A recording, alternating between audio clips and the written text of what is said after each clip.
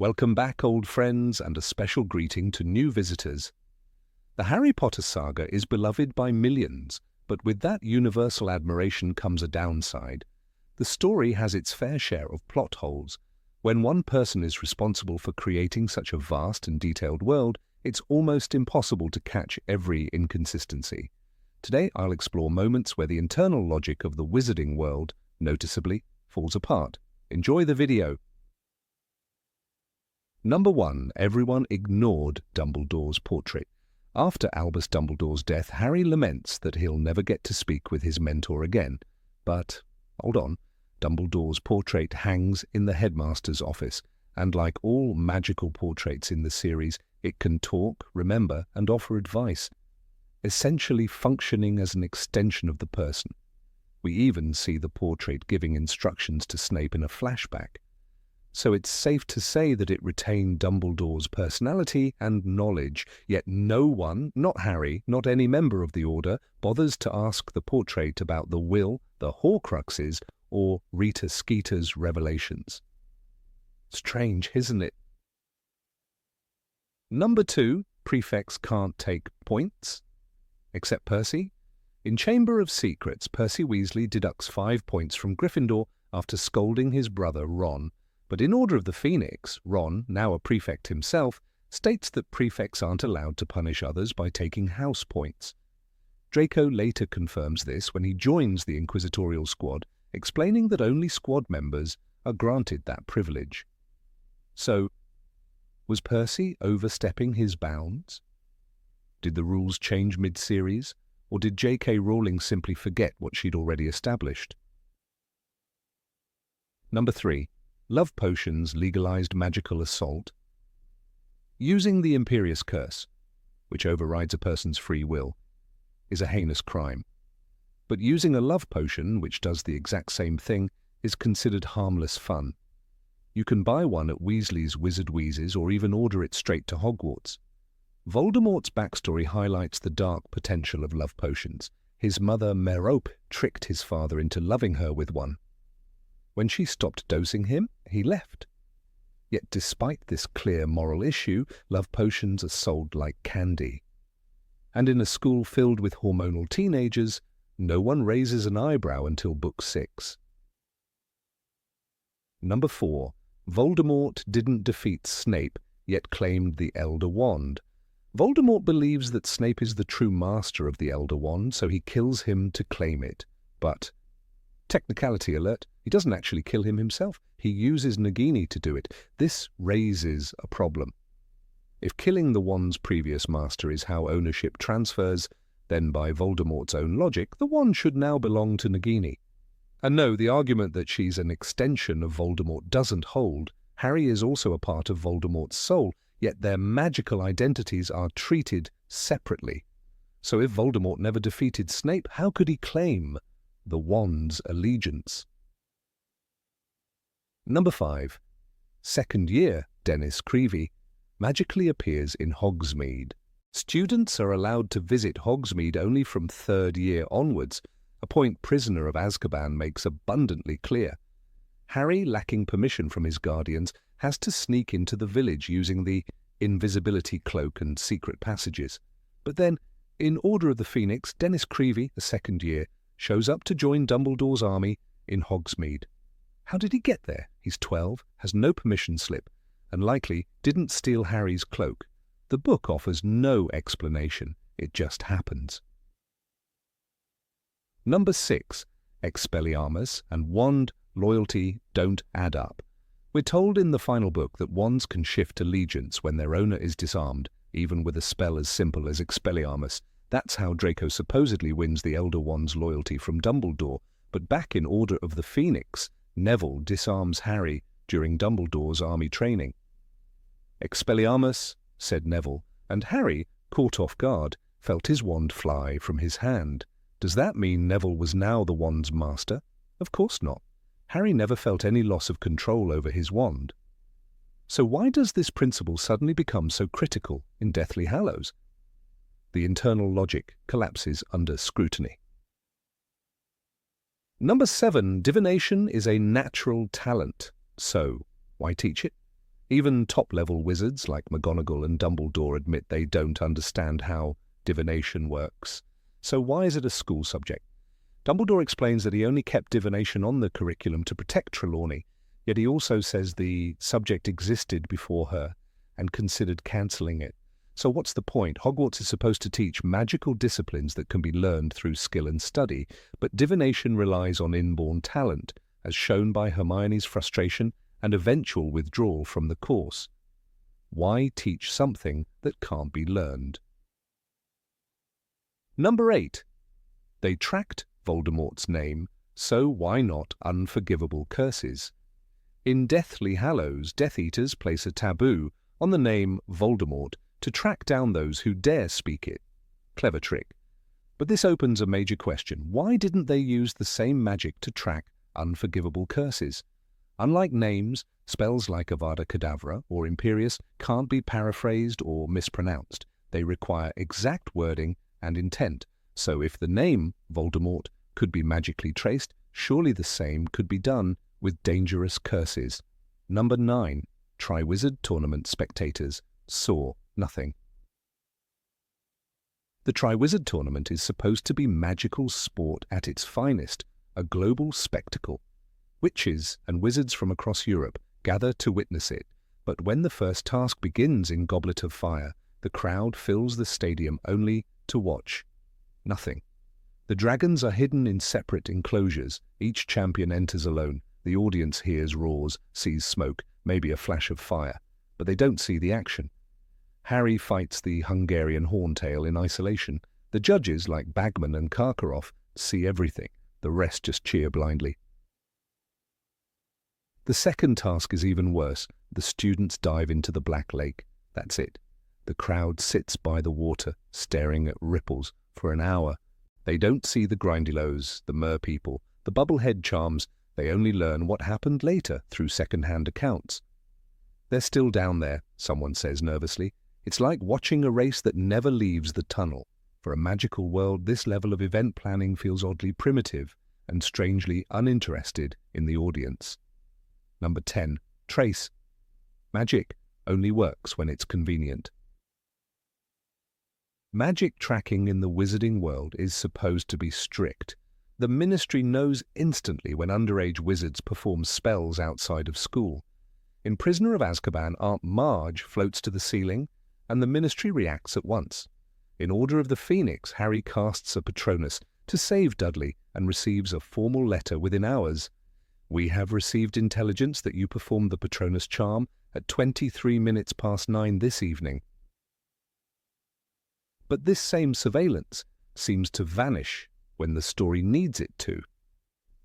In Prisoner of Azkaban, Harry uses Lumos under his blanket to read his textbooks. No warning. In Chamber of Secrets, Hermione fixes Harry's glasses with Oculus Reparo on the train right in front of other students. No owl from the Ministry, no discipline.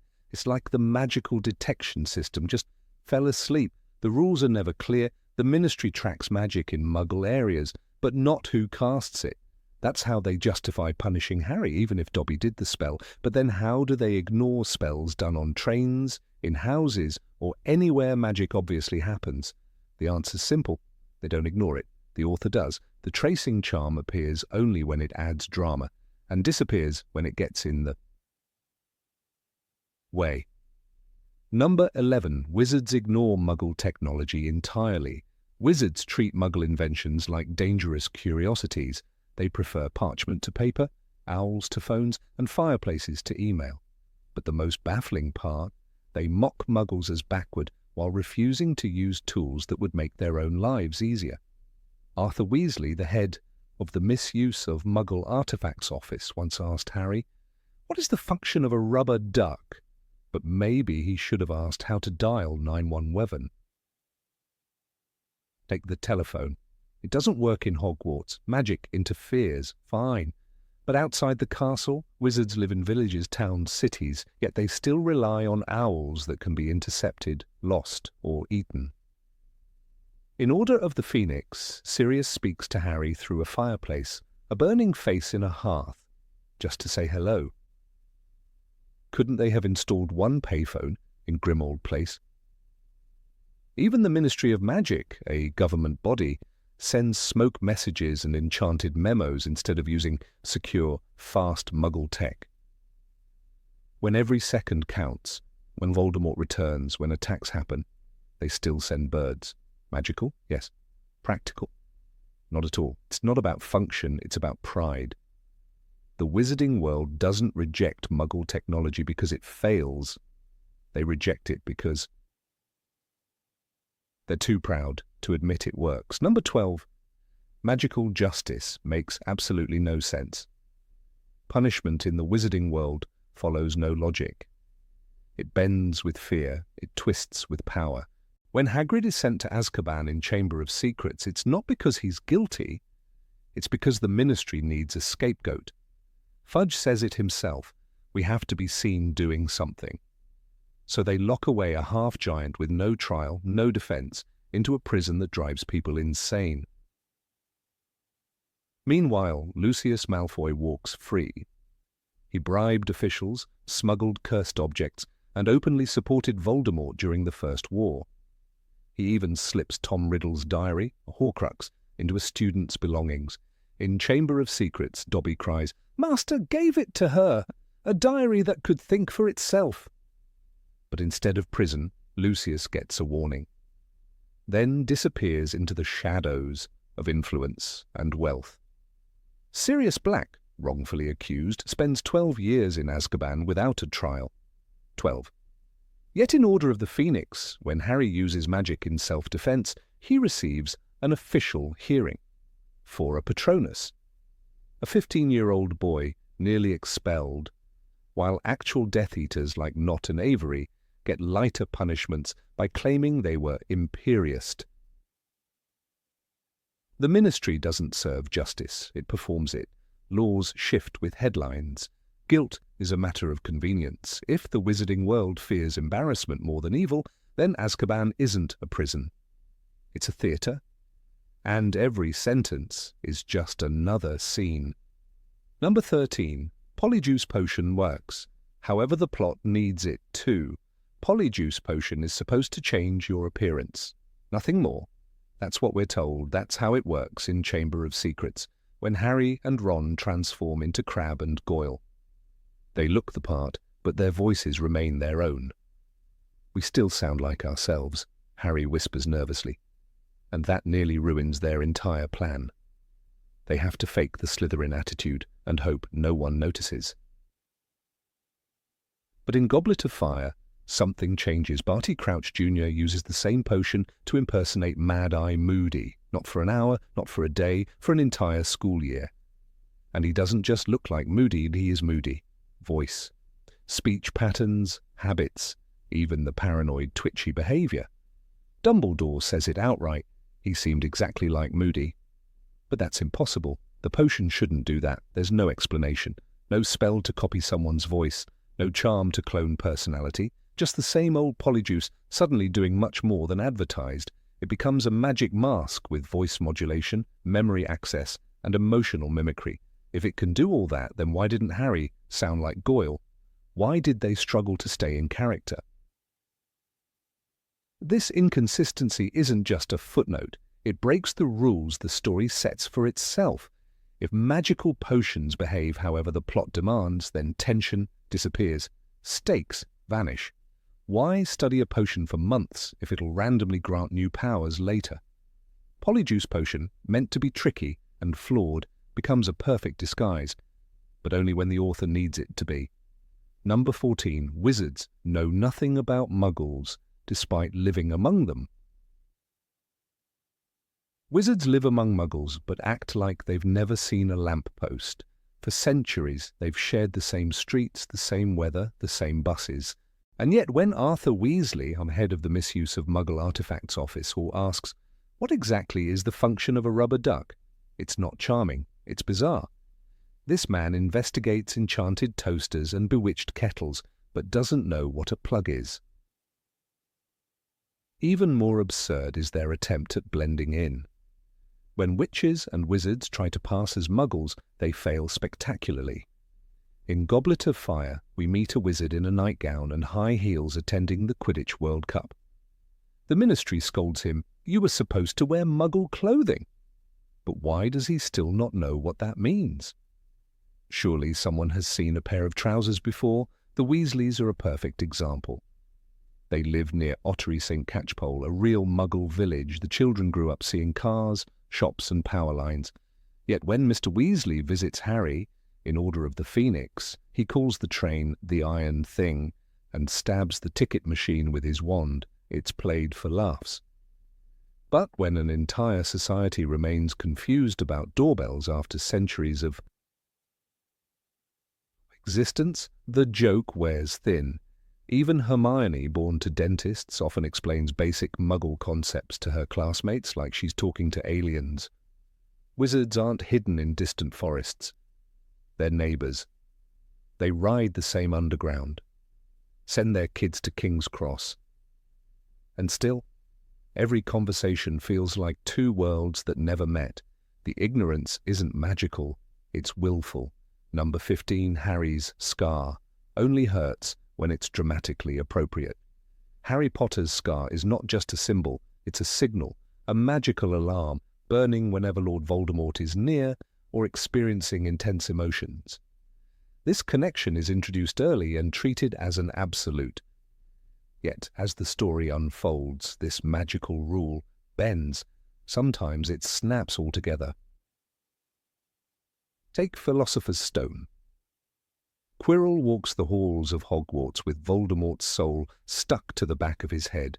For months, Harry eats with him, sees him in class, brushes shoulders with him in corridors. But his scar stays quiet until the final confrontation, when Quirrell removes his turban. The pain in his scar had suddenly become almost unbearable, Rowling writes. But why only then was the turban enchanted with anti-scar magic? It doesn't stop there. In Chamber of Secrets, Tom Riddle's diary, a literal Horcrux, spends weeks in Harry's possession. Riddle's soul speaks through it, manipulates Ginny, opens the chamber, yet the scar doesn't flicker once. How does that make sense? If a fragment of Voldemort's soul is enough to trigger scar pain, shouldn't the diary burn like fire? The pattern is too neat to ignore. The scar reacts only when the plot demands it. It's not bound by Voldemort's presence, but by narrative convenience. Sometimes it throbs, sometimes it waits, sometimes it forgets entirely, like a spell that only works when someone's watching. Number 16. Thestrals randomly become visible. In the heart of the Forbidden Forest, the skeletal wings of Thestrals beat against the damp night air. They moved silently, their gaunt forms sliding like shadows between the trees. These creatures, so entwined with death, had always been there, hidden, patient, watching. Yet no one had spoken of them in the earlier years at Hogwarts. No one pointed, no first year screamed at their ghastly appearance. They were as invisible as the final breath of a dying man. And then, in Harry Potter's 5th year, they were suddenly seen.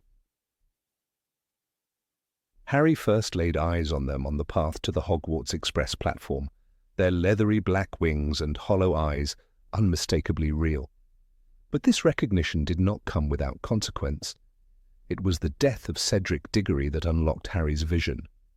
That moment in the graveyard, when Cedric's body fell lifelessly to the ground, with Voldemort's cold voice echoing "Kill the Spare," had scarred Harry deeper than even the Cruciatus curse. It was then, according to the story, that he gained the tragic sight required to perceive Thestrals. And yet, the timeline raises questions. If Thestrals are visible only to those who have witnessed and processed death, why had Harry not seen them earlier, not just once, but multiple times? He had ridden the carriages that carried Hogwarts students from the train to the castle for years, the very same carriages pulled by Thestrals. They had been there in his first year, second, third, and fourth, but never once had he seen them. Not after Cedric died, not even when he left Hogwarts at the end of his 4th year, mere hours after watching a peer perish right before his eyes. The canon explanation provided by J.K. Rowling was that witnessing death isn't enough, one must also comprehend it. She claimed that when Lily Potter died to save her infant son, Harry had been too young to grasp what he had seen. The magic of her sacrifice, the green flash and the screaming, it had all merged into the fog of a baby's trauma.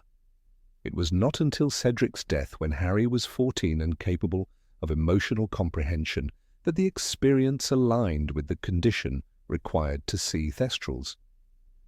"You can only see them," she explained in interviews, "after you have seen death and truly understood what it means." But therein lies the issue. After the third task of the Triwizard Tournament, Harry had certainly understood what death meant. Cedric was not an anonymous figure. He was a classmate, a fellow competitor, someone who had shared victory with Harry just moments before his life was taken. The trauma was not distant or foggy. It was vivid and unrelenting. Cedric's dead body haunted Harry's dreams. Dumbledore, too, acknowledged the impact of the tragedy during the speech in the Great Hall. "Remember, Cedric Diggory, remember, if the time should come when you have to make a choice between what is right and what is easy." And yet, the Thestrals remained invisible to Harry that night. When Harry left Hogwarts for the summer, he climbed into a carriage drawn by unseen creatures, the same carriages that a year later he would see being pulled by those bony black-winged horses. Why the delay? What changed between the end of his 4th year and the beginning of his 5th? The books offer no scene in which Harry comes to a delayed understanding of Cedric's death.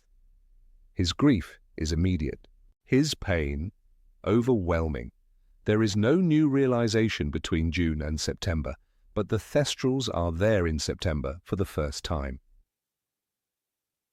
Perhaps the answer lies not in Harry's psychology, but in narrative convenience. The creatures serve a distinct function in the plot of Order of the Phoenix.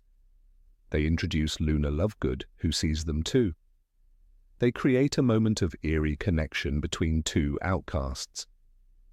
"You're not going mad or anything," Luna tells Harry. "I can see them too. You're just as sane as I am." Their presence adds to the gothic undertones of the book, aligning with the themes of loss, alienation, and rebellion. They even become crucial to the climax, as they transport the DA members to the Ministry of Magic. But were these compelling narrative needs the real reason for their sudden visibility? In Goblet of Fire, Rowling had not yet introduced Thestrals as visible entities. The carriages had always been described as horseless. From Sorcerer's Stone to Prisoner of Azkaban, readers accepted this magical oddity without question.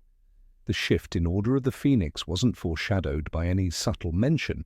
There was no hint of movement, no unexplained rustling or sound to suggest the carriages were pulled by creatures of any kind. It's as if the Thestrals simply came into existence when the story needed them. This dissonance becomes more glaring when examining the consistency of the rule. Neville Longbottom can see Thestrals because he watched his grandfather die. Luna Lovegood sees them because she witnessed the passing of her mother.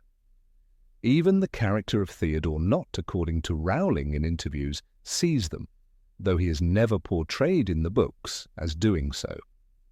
The requirement is both clear and mysterious. See death, comprehend death, and the Thestrals will appear. But if comprehension is a psychological threshold, why didn't Harry cross it until months after Cedric's death? Furthermore, Dumbledore himself complicates the issue.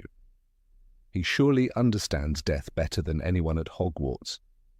He witnessed the death of his sister Ariana. He lived through 2 wizarding wars, and yet he never speaks of Thestrals. He never mentions their existence, nor uses them, even though they would make a potent symbol in his discussions with Harry. "To the well-organized mind, death is but the next great adventure," he once said. Yet in Order of the Phoenix, when Harry expresses alarm at seeing the creatures, Dumbledore remains silent. Number 17 time turners exist and no one uses them properly. The time turner was never just a trinket of magical engineering. It was an artifact of staggering power, a mechanism capable of reweaving time itself in precise and delicate increments.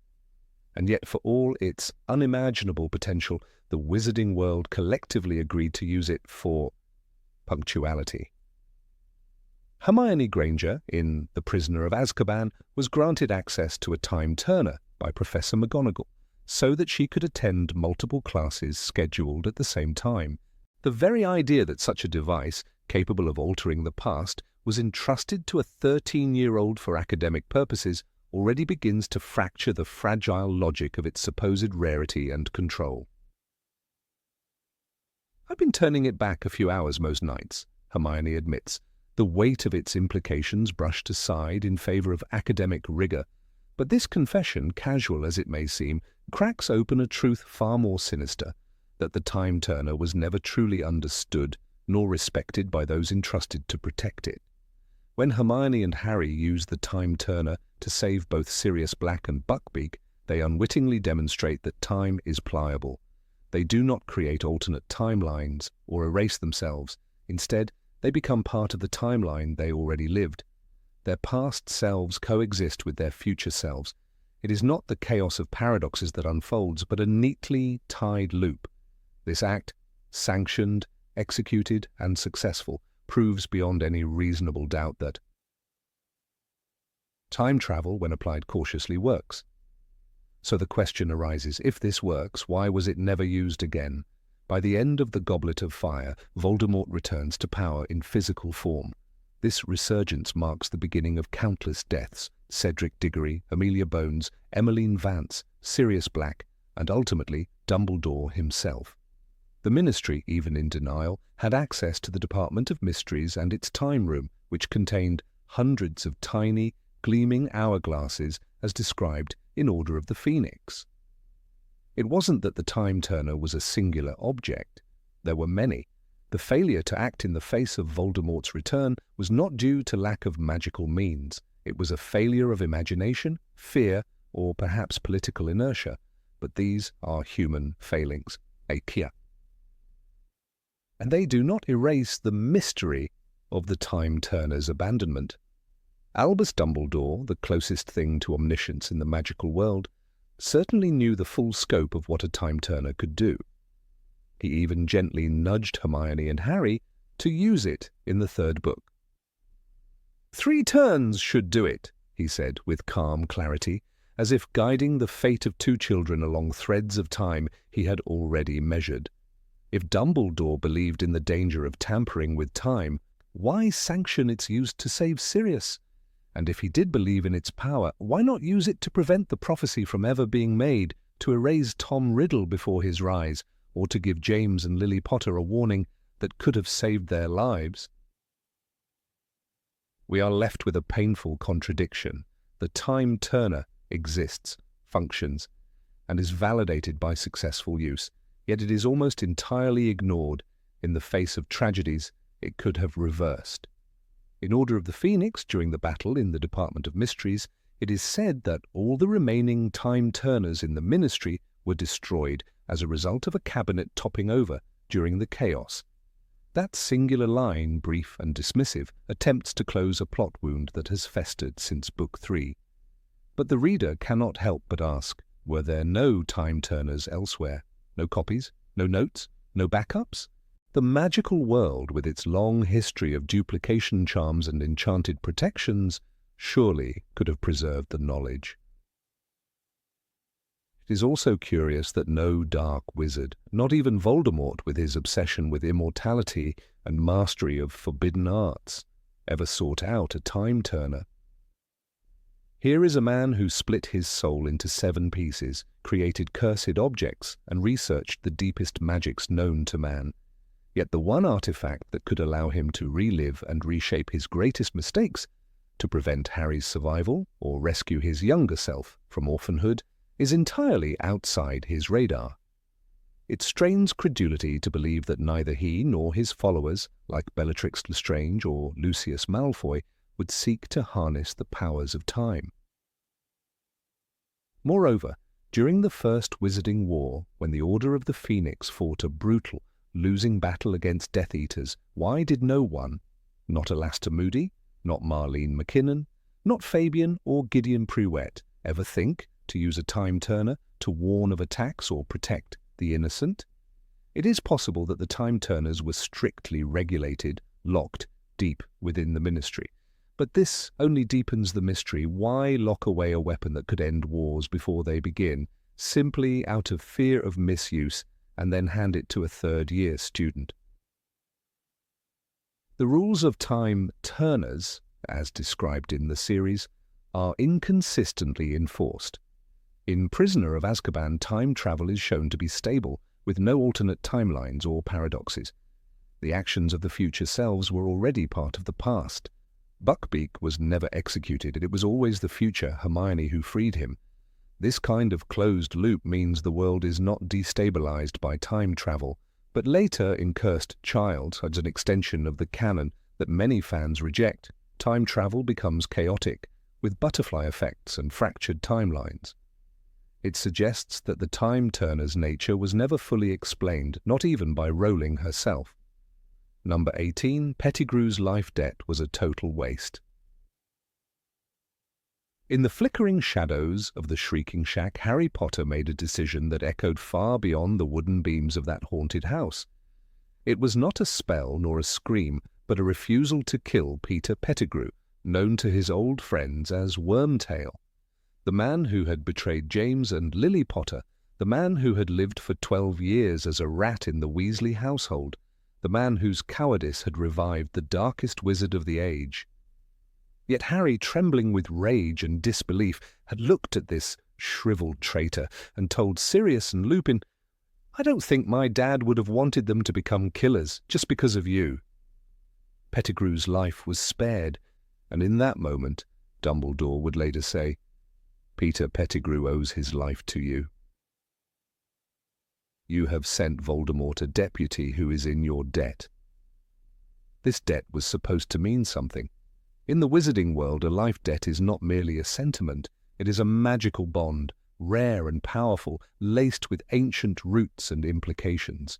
The readers of the tales of Beedle the Bard understand that debts, especially those forged in moments of mortal mercy, are not to be dismissed lightly. But the promise that Pettigrew's life debt would change the course of fate was one that dissolved into narrative mist. By the time Deathly Hallows arrived, the magic of that moment had vanished into an awkward, almost irrelevant death. Pettigrew's redemption arc, if it can be called that, comes not with thunder, but with a twitch.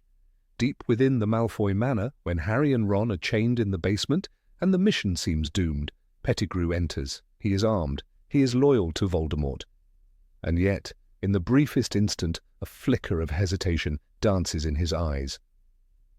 The silver hand, crafted by Voldemort himself in Goblet of Fire, a grotesque gift in return for helping brew the potion of resurrection, tightens without command, and Pettigrew dies by his own hand. The debt is paid, we are told.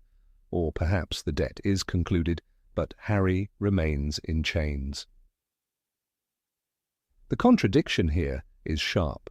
The silver hand turned upon its owner because he hesitated to kill Harry. But this premise of Voldemort pre-programming an enchanted limb to detect betrayal doesn't hold when measured against his tolerance of other, more powerful betrayals. Bellatrix Lestrange, though fanatically loyal, often falters in action. Severus Snape, whose entire allegiance is a performance, is never punished by dark magic. Draco Malfoy fails in his orders repeatedly, even lowering his wand against Dumbledore.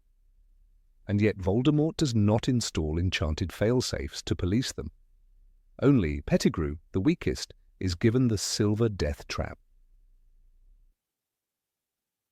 In Goblet of Fire, Voldemort says, "You returned to me not out of loyalty, but out of fear of your old friends." Pettigrew is already marked as a coward. That same cowardice was the reason he begged for his life from Sirius and Remus, and it is that same cowardice that Voldemort manipulates. But when Harry spares him, Pettigrew's survival should have become a pivot point, not a footnote. "The magic binds him to you," Dumbledore said, with gravity that suggested future consequences. Yet the magic, when it reappears, kills Peter, before he even takes any meaningful action. Is this how magical debts work? As an instant execution for flickers of doubt? The symbolic weight of Harry's mercy was reduced to an invisible transaction. A reader waiting for Pettigrew to repay his debt with some pivotal action, perhaps freeing Harry at a crucial moment or turning spy again, receives only a half-hearted gasp and a lifeless thud. It's not the act of redemption that disappoints, it's the structure. Pettigrew doesn't save Harry. He hesitates, that's all. And for a story so steeped in prophecy, sacrifice, and magical consequences, this outcome feels not just unfulfilled, but narratively dishonest. The rules of Rowling's universe had, up until that point, held internal logic. When Snape invokes an unbreakable vow, it is clear and fatal. When Dobby disobeys, he suffers consequences. When a Horcrux is destroyed, a part of a soul is torn. But here, the magical bond, explicitly described as real and binding, is treated as an afterthought. Readers were promised a future consequence. Instead, they were handed a deleted subplot. In a story where love's magic saves lives and choices define destinies, Pettigrew's choice amounted to little more than a hiccup in the scene. Contrast with other debts is glaring. When Harry spares Draco's life during the Room of Requirement battle, it paves the way for Narcissa Malfoy to lie to Voldemort, telling him Harry is dead. That lie, born of maternal desperation and a moment of unspoken reciprocity, saves Harry's life and wins the war. The payoff is elegant, logical, emotional, but with Pettigrew the threads unravel. His moment of repayment does not save Harry, and his death does not change the course of the plot. Worse still, the location of his death, Malfoy Manor, is itself a signal of missed opportunity. The setting could have been the site of resistance, of transformation, of the traitor finding a shred of bravery. Imagine if Pettigrew had unlocked Harry's chains and died for it. Imagine if he had faced Bellatrix to buy the captives a second of escape. That would be a debt repaid. That would be closure. But instead, the chains remain, the prisoners must save themselves, and Pettigrew dies off-stage in impact. There was perhaps no character more burdened with unredeemed guilt than Peter. He had been a Gryffindor once, a marauder, a friend. He had laughed with James, howled at the moon with Remus, plotted mischief with Sirius. He was the secret keeper who folded under pressure, whose betrayal led to death and chaos. The readers didn't expect him to rise a hero, but they expected the rules to apply. Dumbledore's declaration in Prisoner of Azkaban was not subtle. When one wizard saves another wizard's life, it creates a certain bond between them. This is magic at its deepest, its most impenetrable. That was a promise. And that promise was broken. Number 19, Hogwarts security is practically non-existent. In the earliest days of Harry Potter's story, readers are told that Hogwarts is the safest place in the magical world, save perhaps for Gringotts. A bastion of enchantments, spells, and ancient protections, the castle is heralded as impregnable. Yet even as this comforting narrative unfolds, the actual events in the books unravel it, thread by thread. The idea of security at Hogwarts is not just flawed, it's fictional within fiction, a narrative convenience easily cast aside whenever the plot demands it. And nowhere is this more evident than in the recurring pattern of intrusions and impersonations that plague the school year after year. It begins not with a bang, but with a whisper. In Philosopher's Stone, the supposedly cursed position of defense against the dark arts is filled by none other than Quirinus Quirrell, a man who spends an entire academic year as host to Lord Voldemort. The protections surrounding Hogwarts never detect the Dark Lord's presence, nor does any professor question Quirrell's increasingly erratic behavior. The enchanted staircases, shifting corridors, and portraits, all silent. The Mirror of Erised, placed as the final barrier to the Philosopher's Stone, ultimately reveals the weakness in Dumbledore's own security logic. It is designed only for someone who wants the stone, but not to use it. Quirrell's presence is not stopped by wards or alarms. It is Harry, an 11-year-old, who prevents Voldemort's return. By the time we reach Goblet of Fire, the castle's porous nature becomes even more absurd. Barty Crouch Jr., a convicted Death Eater who had supposedly died in Azkaban, manages to impersonate Mad-Eye Moody for an entire school year. Using Polyjuice Potion and aided by his father's negligence, Barty infiltrates the highest levels of Hogwarts staff. He teaches classes, grants house points, and interacts with students and professors daily. Not once is his identity questioned by the magical protection supposedly laced into the castle. The Marauders map, which shows everyone in the castle, remains in Harry's possession, but no one uses it to question why Barty Crouch Jr. walks the halls. If a Death Eater can live in plain sight at Hogwarts teaching the children of his enemies, then how protected can this castle truly be? Then there is the Vanishing Cabinet, a forgotten object in a disused room that becomes the key to the most catastrophic security breach in Hogwarts history. In Half-Blood Prince, Draco Malfoy repairs the twin to the cabinet stored in Borgin and Burke's, creating a secret passageway straight into the heart of Hogwarts. No wards detect it. No professors notice that students are missing for long periods. When the Death Eaters finally burst from the cabinet, the attack is swift and brutal. They don't just enter quietly, they invade. Dumbledore is murdered. A group of students, members of the DA, are the only line of defense. The Order of the Phoenix arrives too late, and still Hogwarts is called safe. In that same book, Luna Lovegood, a student who during the Christmas holidays is not enrolled for the term, manages to transport Harry to the castle on the Hogwarts Express. No magical detection flares up, no barrier or enchanted seal resists her. A simple train ride, an ordinary carriage, and the most hunted boy in the wizarding world steps into the school grounds without a single alarm. Hogwarts is hidden, we are told repeatedly, from muggles and from those who mean it harm. And yet, the castle lets in enemies, fugitives, and threats as easily as if it welcomed them. Even Sirius Black, falsely accused and on the run in Prisoner of Azkaban, makes his way into the Gryffindor common room. The fat lady is slashed in an attempt to enter, and when she refuses to open, Sirius finds another way in. He escapes again after being caught, with the help of Hippogriff Buckbeak flying away from the astronomy tower. A Dementor guard stationed outside the school gates cannot stop him. The very same creatures that nearly suck the soul out of Harry during a Quidditch match are utterly ineffective when it truly matters. The pattern continues. Danger enters Hogwarts not through brute force, but through loopholes in its supposed infallibility. The notion of magical passwords and talking portraits seems whimsical until one realizes how easily they are bypassed. In Order of the Phoenix, members of Dumbledore's army use the Room of Requirement, an enchanted space that appears to anyone in need. It is hidden from professors, prefects, and Filch. If students can use this room to conduct secret meetings and teach combat spells undetected, why wouldn't more dangerous wizards do the same? The room's very existence is both a marvel and a liability. As Dobby explains, sometimes it is there, sometimes it is not, but when a person has real need of it, even the house elf's tone suggests that this room is not bound by ordinary rules. In Chamber of Secrets, Tom Riddle's diary leads Ginny Weasley into the hidden chamber beneath the school. The creature that lives within, Salazar Slytherin's basilisk, has killed students in the past, and yet no system, magical or administrative, has prevented the chamber's reopening.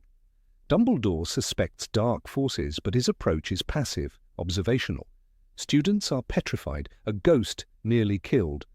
When the truth is uncovered, it is not through any magical detection system, but because Harry listens to a ghost, understands the message of a cursed diary, and follows a trail into danger. Hogwarts protection does not save its students, it leaves them to their own devices.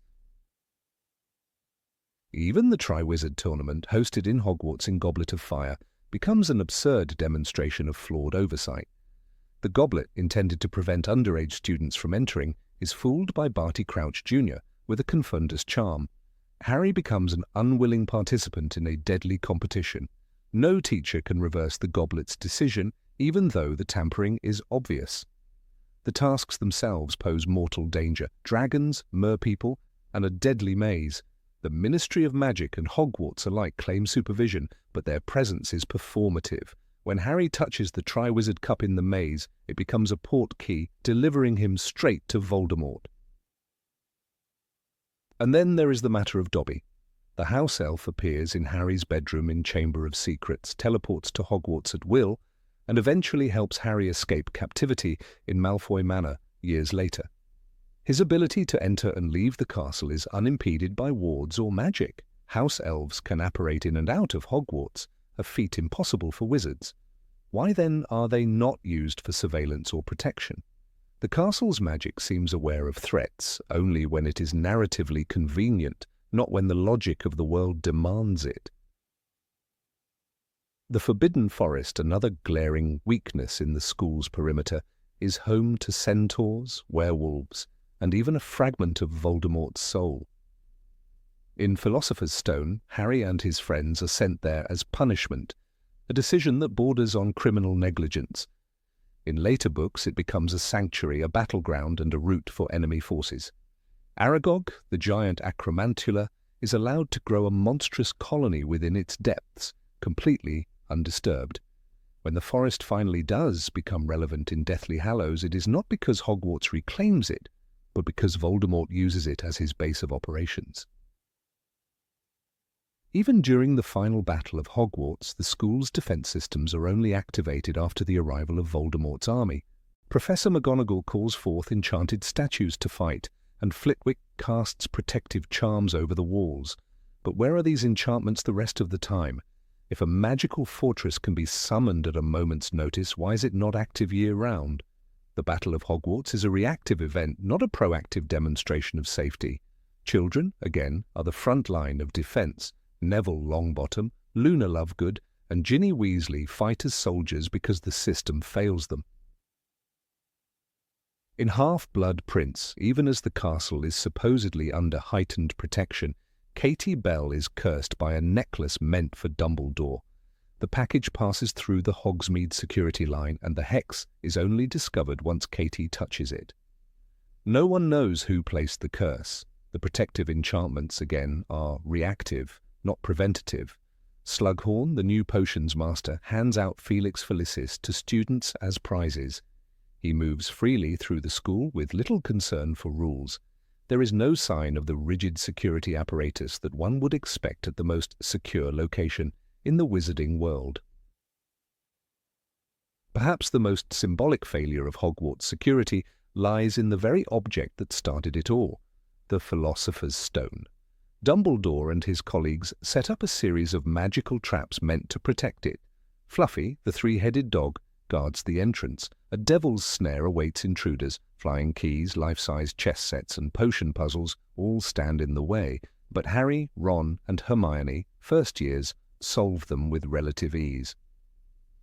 "It's a good thing we're not ordinary first years," Hermione remarks, but the implication is clear. If children can penetrate these defenses, what could an experienced dark wizard do? The truth is that Hogwarts was never truly secure.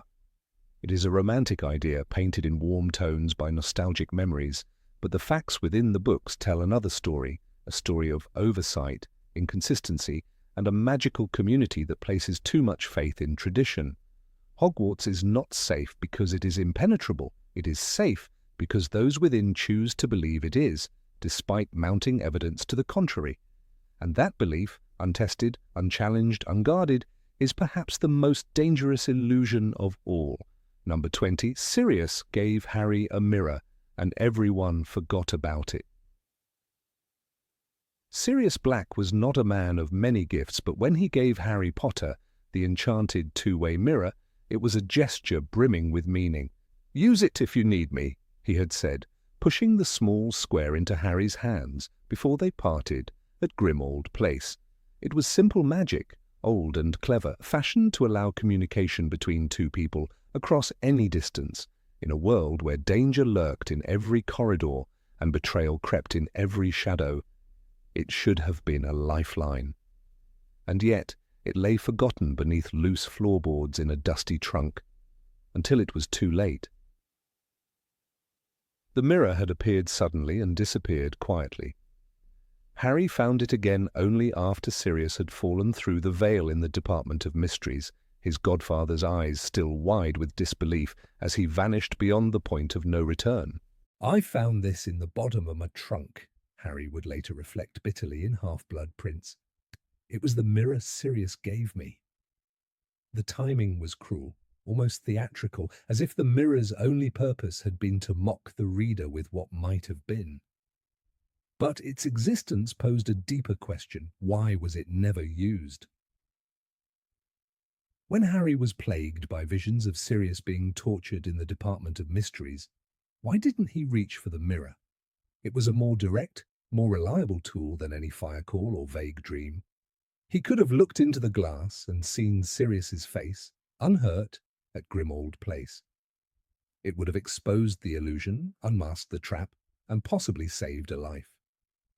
But instead, Harry sought information the long way around, relying on a creature capable of lying, and on his own instincts, which were rapidly unraveling under stress. It's not that Harry forgot about Sirius. Quite the opposite. His thoughts were consumed by him. The bond between them was stronger than ever. What failed was not memory, but a peculiar kind of narrative blindness. The mirror was never mentioned again until it was too late, almost as if it had slipped from the story entirely. There is no scene where Harry considers using the mirror and decides against it. It simply vanishes from his consciousness, along with all the possibilities it represented. Sirius, too, is curiously silent on the matter. Despite his growing concern for Harry's safety, despite being trapped in Grimmauld Place and desperate for contact, he never once reminds Harry to use the mirror. It's especially strange considering Sirius's own frustration with being confined. He had used every opportunity to reach out, sending owls, using fire calls, even risking exposure.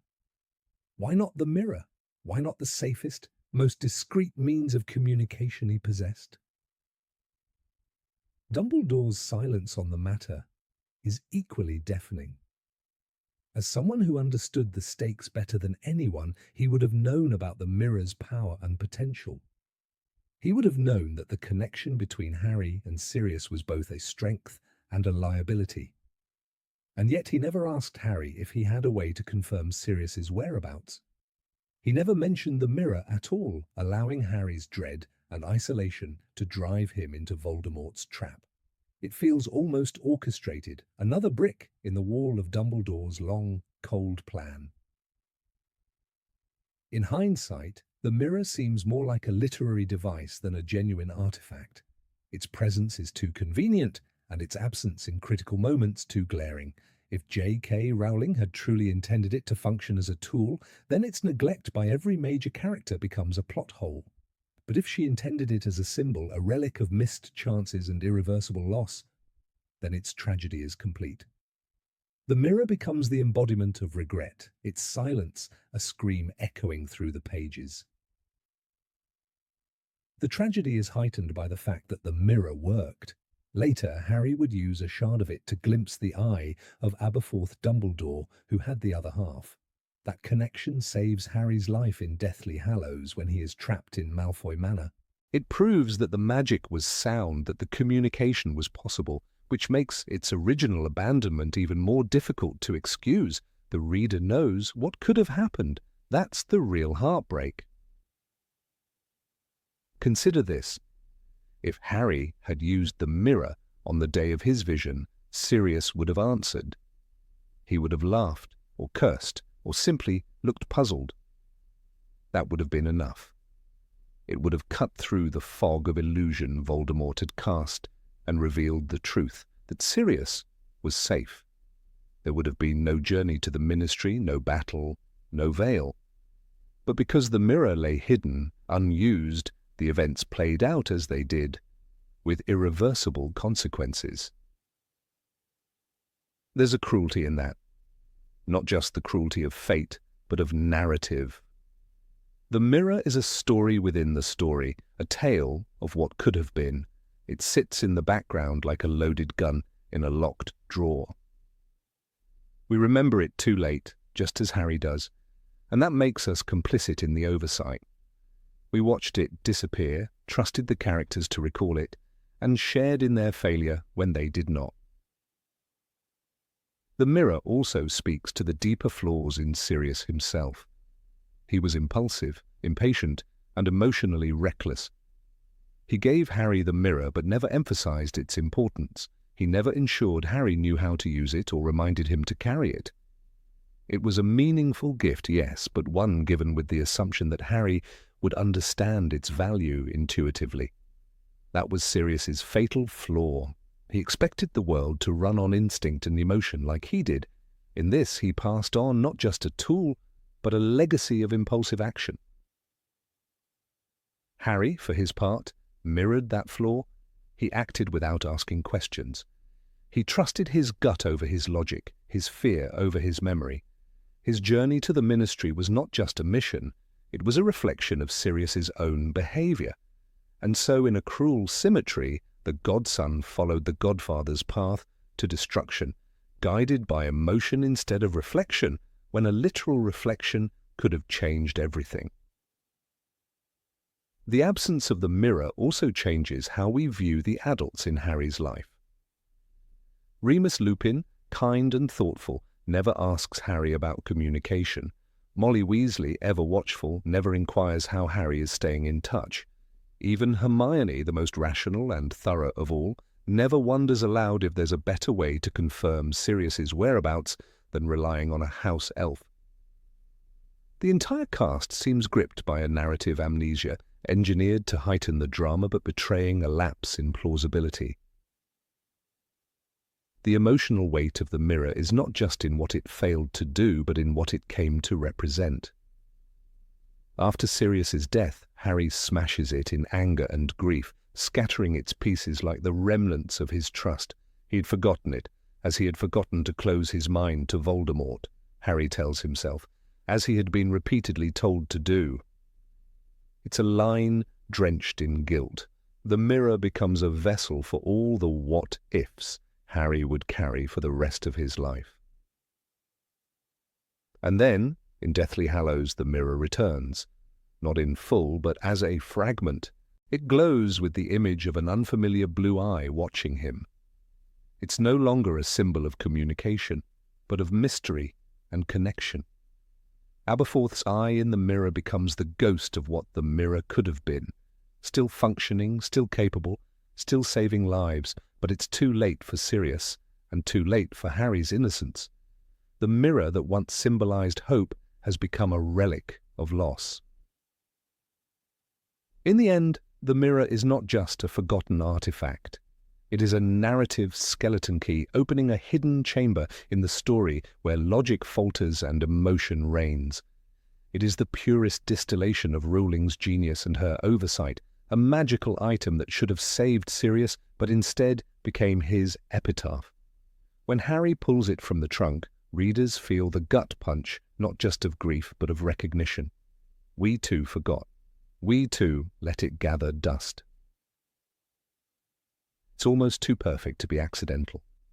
One might even argue that Rowling wanted us to forget, just as Harry did, that she planted the mirror with full awareness that it would be ignored so that its rediscovery would wound us. That's a dangerous narrative game, manipulating the reader's memory to create emotional shock. But it works. The mirror hurts, not because it failed, but because it worked perfectly and was never used. And perhaps that's the point. Magic, in the world of Harry Potter, is not just about spells and potions. It's about choices, about the things we hold close and the things we leave behind. The mirror, like so many artifacts in the series, is not inherently powerful. Its power lies in its use, or in this case, in its neglect. In that way, the mirror becomes more than a prop. It becomes a mirror to the characters themselves, to their flaws, their blind spots, their tragedies. It reflects not just faces, but truths. And the truth is that Sirius died not just because of Voldemort's trap, but because no one remembered to look. Number 21. The Marauder's Map conveniently misses important people. The Marauder's Map, a wonder of magical ingenuity, created by 4 mischievous yet brilliant students, Moony, Wormtail, Padfoot, and Prongs, is one of the most powerful artifacts ever to pass through Harry Potter's hands. It reveals every hallway, secret passage, and inhabitant of Hogwarts Castle in real time. No disguise, no Polyjuice potion, no invisibility cloak is supposed to fool it, and yet the map harbours unsettling inconsistencies that unravel its own legend the more closely one examines its role across the books. At first glance, the map performs its miracles flawlessly. In Harry Potter and the Prisoner of Azkaban, Harry uses it to spot Peter Pettigrew's name walking the corridors despite Pettigrew being in his rat form. The map, without hesitation, bypasses Animagus transformation and shows the man behind the magic. It seems immune to enchantment and illusion, and yet this very brilliance invites dangerous questions. Why then did it never betray the darkest secrets walking the castle halls in later years?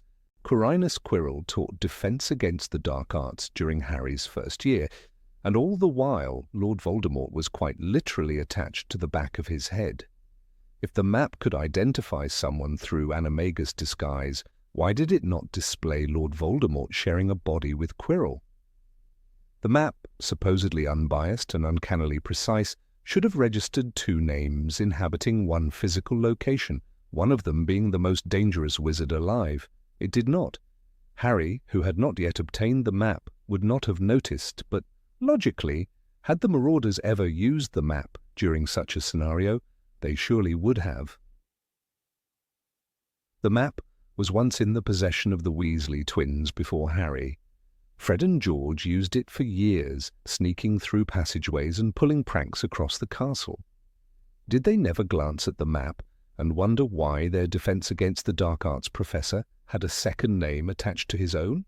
Or did the map, conveniently, fail to list Voldemort altogether, thus breaking the very rule it established when it named Peter Pettigrew hiding in plain sight?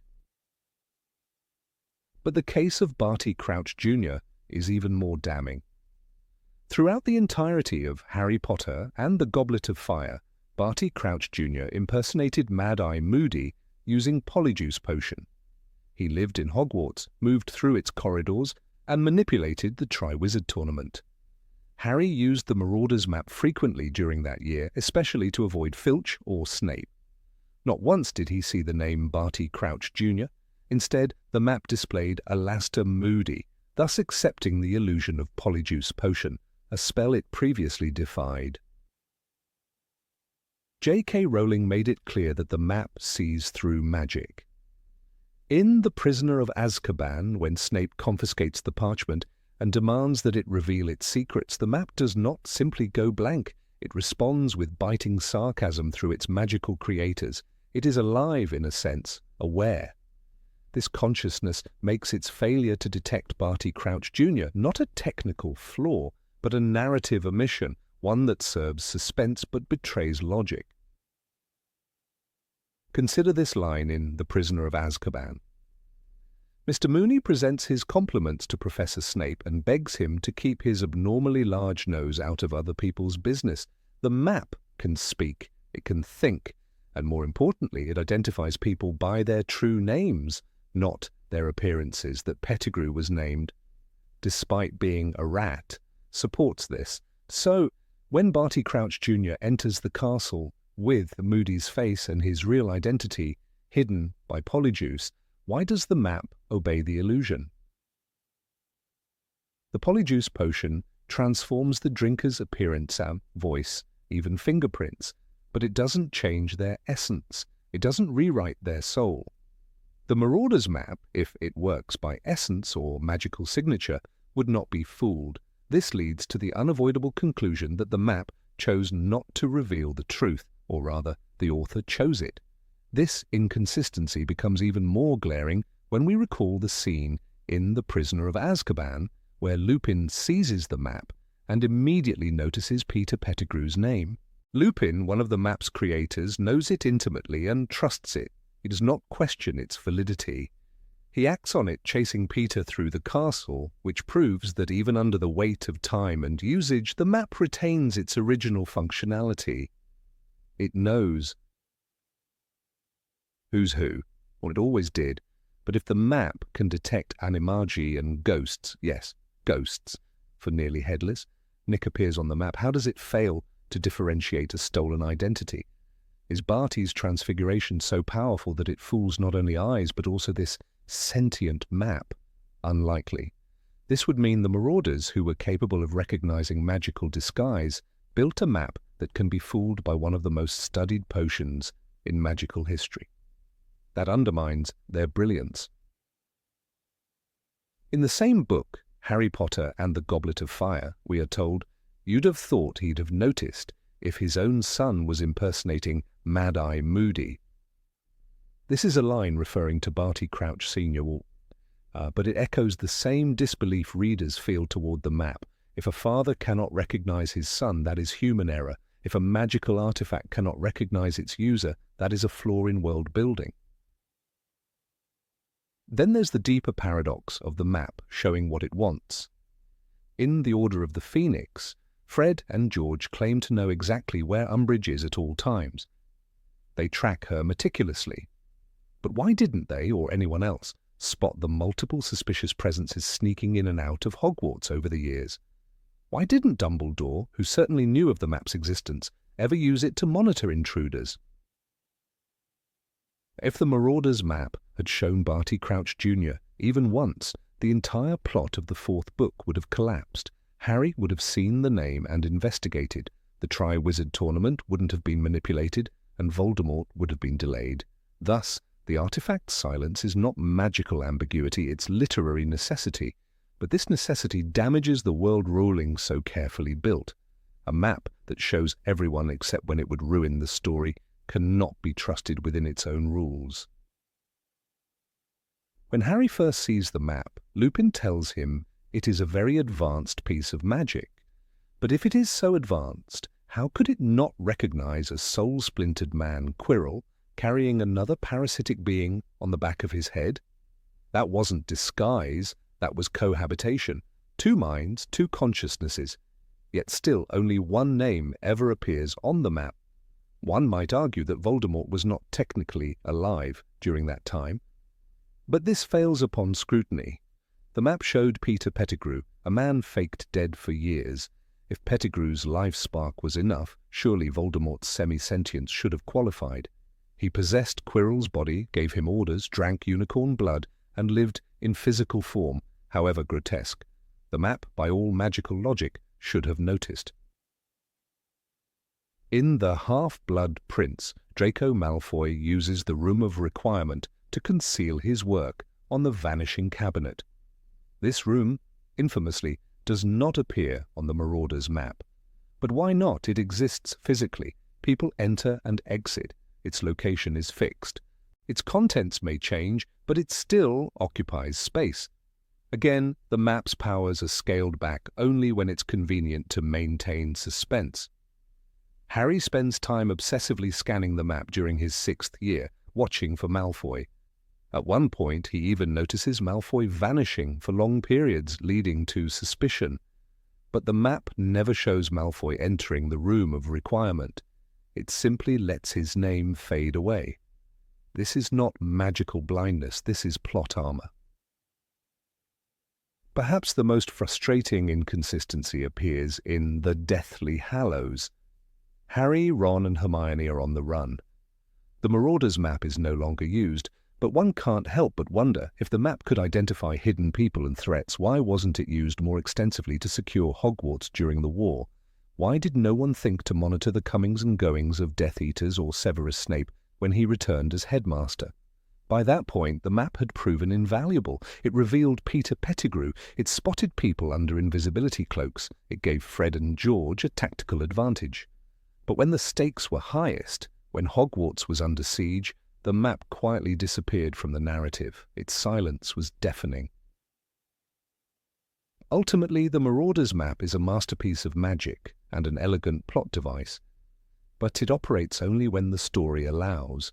Its selective blindness, especially concerning Barty Crouch Jr. and Quirinus Quirrell, undermines its brilliance. The characters trust it. The readers are meant to, but a closer look reveals that the map is not a tool of truth, it is a tool of convenience. The inconsistency is not in the spellwork of the map, but in the construction of the narrative around it. As readers, we accept this. We embrace the suspension of disbelief. But for those who examine the finer threads of Rowling's tapestry, the map is one of its loosest, a tool that should see all but sometimes chooses not to, a sentient artifact that somehow plays dumb. Perhaps the Marauders themselves would smirk at this paradox. After all, their own lives were full of secrets and half-truths.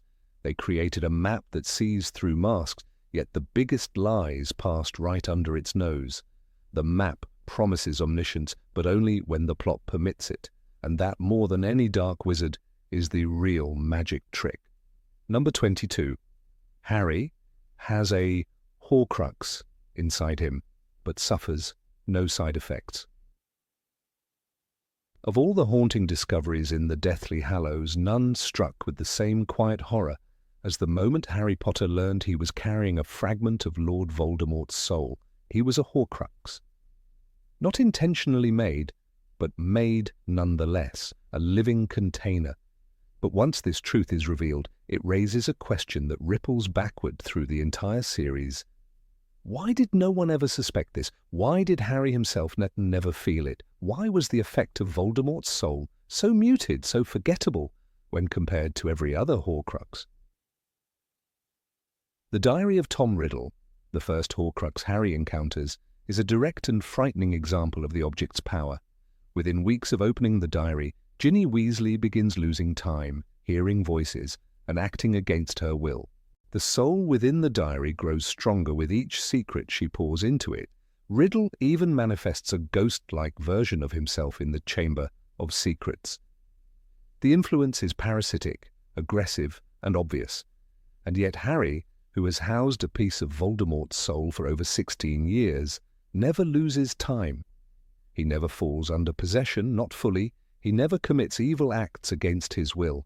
The comparison is striking, and more than a little troubling. The locket of Salazar Slytherin is even more damning in this regard. When Harry, Ron, and Hermione take turns wearing it, the effects are brutal and immediate. The wearer feels paranoia, hatred, fear. Ron's insecurities boil to the surface until he nearly kills Harry. Hermione suffers silently, but it eats away at her too. The Horcrux's influence is unmistakable, poisonous, even in proximity. And yet again the Horcrux inside Harry does not seem to pollute him in any recognizable way. There are moments, yes, anger, flashes of strange perception, dreams, but nothing close to what the locket causes in mere days. Harry lived for years with his Horcrux, and no one ever noticed anything strong enough to provoke action. And then there's the glaring oversight of Albus Dumbledore, perhaps the most intelligent and perceptive wizard of his time. He suspects that Voldemort created multiple Horcruxes. He knows Harry's scar burns when Voldemort feels strong emotions. He even warns Harry that his connection to Voldemort might become dangerous, but never once does he state or even seem to consider that the connection might be literal, that a piece of Voldemort resides inside Harry. Dumbledore is a man of careful deductions and long games, and yet this revelation comes only after his death through the intermediary of Snape's memories. How could he miss the most dangerous Horcrux of all? The scar was always there, like a blood-red thread running through the series. It hurt when Voldemort was near. It burned when he was angry. It gave Harry visions of the Dark Lord's mind, and still no one thought to examine it more closely. There was a long silence, the text says, when Harry learns the truth in Deathly Hallows. Then very slowly he said, "So I am the seventh Horcrux." The phrase is uttered like a dark epiphany, but it should not have taken so long. How many times did Harry feel that searing pain in his forehead and collapse, screaming in front of witnesses? In Order of the Phoenix, he experiences Voldemort's joy firsthand when Sirius falls through the veil, and no one, not even the most learned members of the Order, makes the connection. It seems almost impossible to reconcile this oversight with the world Rowling created. The mechanics of Horcruxes are not a mystery by the time of Half-Blood Prince. Dumbledore has explained them. Slughorn's memory shows Voldemort asking about 7 Horcruxes: the diary, the ring, the locket, the cup, the diadem, Nagini, all accounted for. And still the math doesn't quite add up. Even Dumbledore, with all his probing insight, misses the final Horcrux sitting directly before him, calling him Sir and drinking pumpkin juice at breakfast. Some fans have argued that Harry was not affected the same way because he was alive, that a human body, particularly a soul-possessing one, might resist the parasitic effects seen in inanimate objects. But this explanation is thin when examined through the events of the books. Harry displays intense emotional shifts. He is quick to anger, especially in Order of the Phoenix. He lashes out at Dumbledore, at Ron, even at Hermione. He isolates himself. His dreams invade his waking life. In Goblet of Fire, he wakes in agony from a vision of Voldemort and Wormtail. In Half-Blood Prince, he becomes obsessed with Draco Malfoy, unable to let go of the idea that something sinister is afoot. Could these not be the creeping tendrils of a foreign soul pressing into his thoughts? More disturbingly, Harry himself never dwells on this after learning the truth. Once he understands he must die, his acceptance is immediate, noble, and tragically silent. He does not rage. He does not question how such a thing could happen or why it remained hidden so long. He does not ask Dumbledore in the white limbo of King's Cross Station why no one saw this coming. Is this real?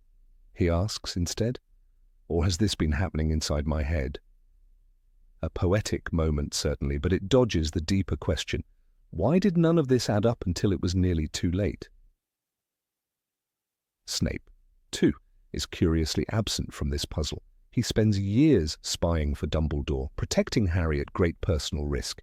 He watches Harry closely, sees his connection to Voldemort manifest in dreams and pain. Snape is a master of occlumency, intimately familiar with magical influence on the mind, and still he never suspects, or at least never says aloud, that Harry might be harboring a shard of his master's soul.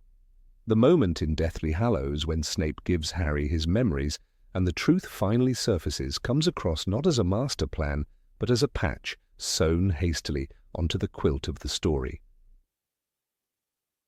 Even the magical world itself seems strangely silent. Portraits speak, ghosts offer insight. The Sorting Hat, a relic of immense power and perception, never hints at anything abnormal when placed on Harry's head. Difficult, very difficult, it says. Plenty of courage, I see, not a bad mind either, and a thirst to prove yourself. Nothing about the dark shard of soul within, not even a whisper.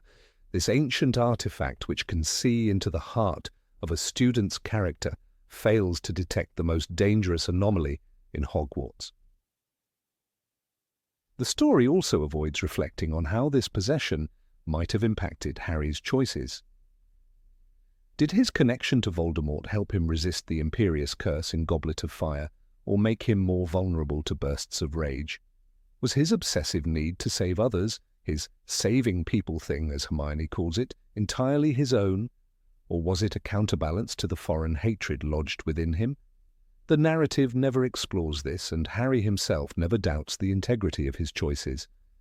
But surely carrying a fragment of the most evil soul in wizarding history should have left more of a scar than just the one on his forehead. Even the destruction of the soul fragment feels too clean. Voldemort's other Horcruxes fight back when attacked, writhing, screaming, unleashing illusions. The locket defends itself with venomous visions. The cup and diadem resist their destruction.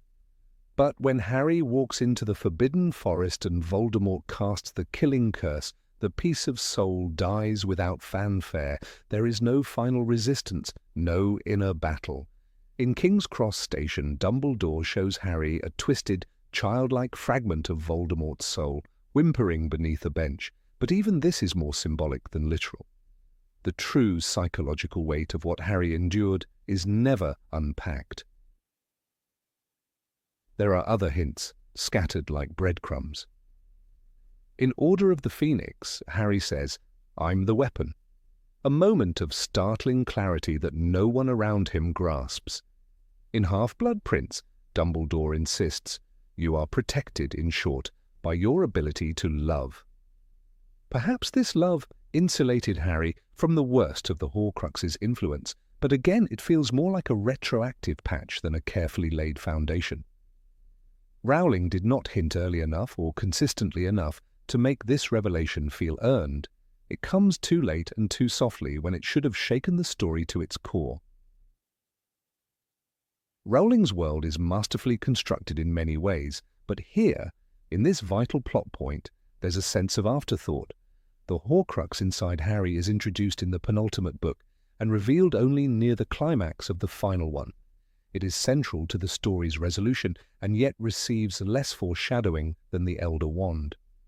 This dissonance breaks the immersion in casting doubt on how much of the Horcrux plot was planned from the beginning.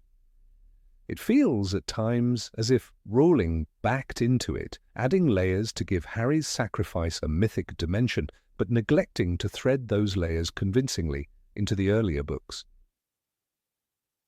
The magic of the Harry Potter series often lies in its emotional truths rather than its logical consistency. But this is one place where the emotional resonance is blunted by inconsistency.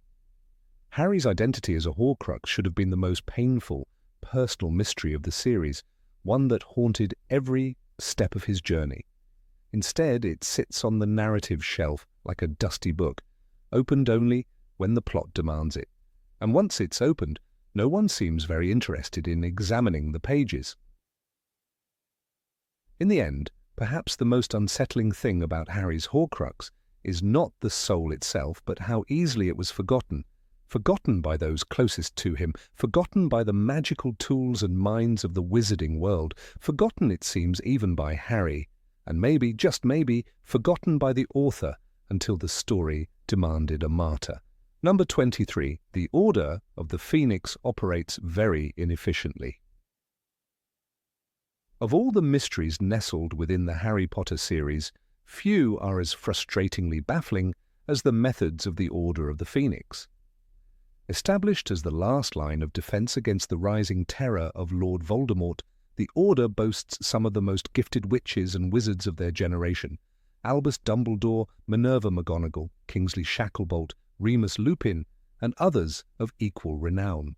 Yet, despite their brilliance, their operations are often marred by indecision, secrecy, and flawed logic that at times borders on negligence. The inefficiency with which they attempt to counter Voldemort's resurgence is not only puzzling, it's dangerous. When Harry Potter becomes the so-called secret weapon of the Resistance, the decision to entrust him with critical tasks is perplexing at best. In Order of the Phoenix, the Ministry of Magic is still in denial about Voldemort's return, and the Order chooses not to intervene in the chaos overtaking Hogwarts. Dolores Umbridge, a symbol of institutional corruption, is allowed to seize control of the school unchallenged.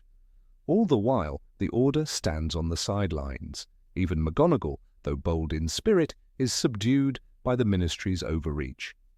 Dumbledore, the supposed leader of the light, vanishes into mysterious obscurity, prioritizing strategy over immediate intervention. This silence, though justified in fragments, paves the road for Voldemort's influence to strengthen. Perhaps most bizarre is the issue of the prophecy. The Department of Mysteries contains a glass orb that records the contents of Sybil Trelawney's crucial prophecy. The Order knows its importance, yet makes no effort to retrieve it themselves.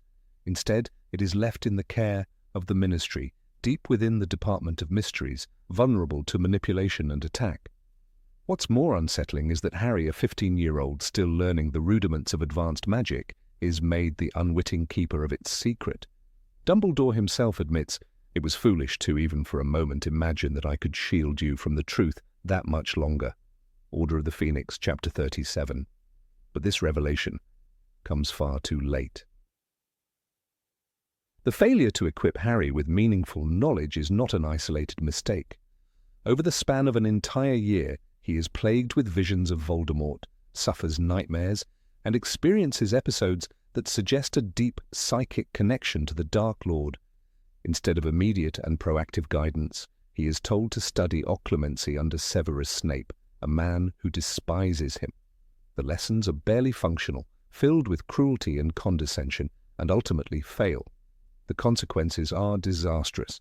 Voldemort successfully implants a false vision that lures Harry into the Department of Mysteries, culminating in the battle that results in Sirius Black's death. Sirius himself is another tragic example of the Order's dysfunction.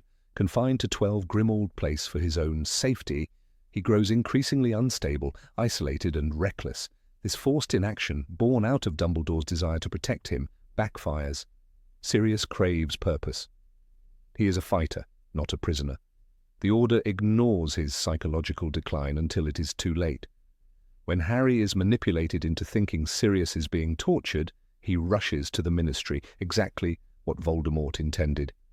And Sirius, desperate for escape, follows. His death, sudden and heartbreaking, underscores the fatal flaw of the Order's logic, excessive secrecy and an unwillingness to trust even their own. There is also the matter of how the Order interacts with the broader magical community. While Voldemort consolidates power through manipulation, terror, and propaganda, the Order fails to build an effective counter-narrative. The Daily Prophet, under Ministry control, smears Harry and Dumbledore relentlessly. The public is left in ignorance, believing Harry is a delusional boy and Dumbledore a senile troublemaker. The Order does little to combat this image. They operate in shadows, whispering truths behind closed doors, hoping the people will somehow know without being told. This strategy plays directly into Voldemort's hands, allowing fear and misinformation to fester unchecked.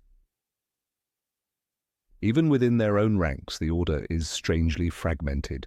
Members are sent on dangerous missions without proper support. Emmeline Vance, a talented witch, is murdered in Half-Blood Prince with barely a mention.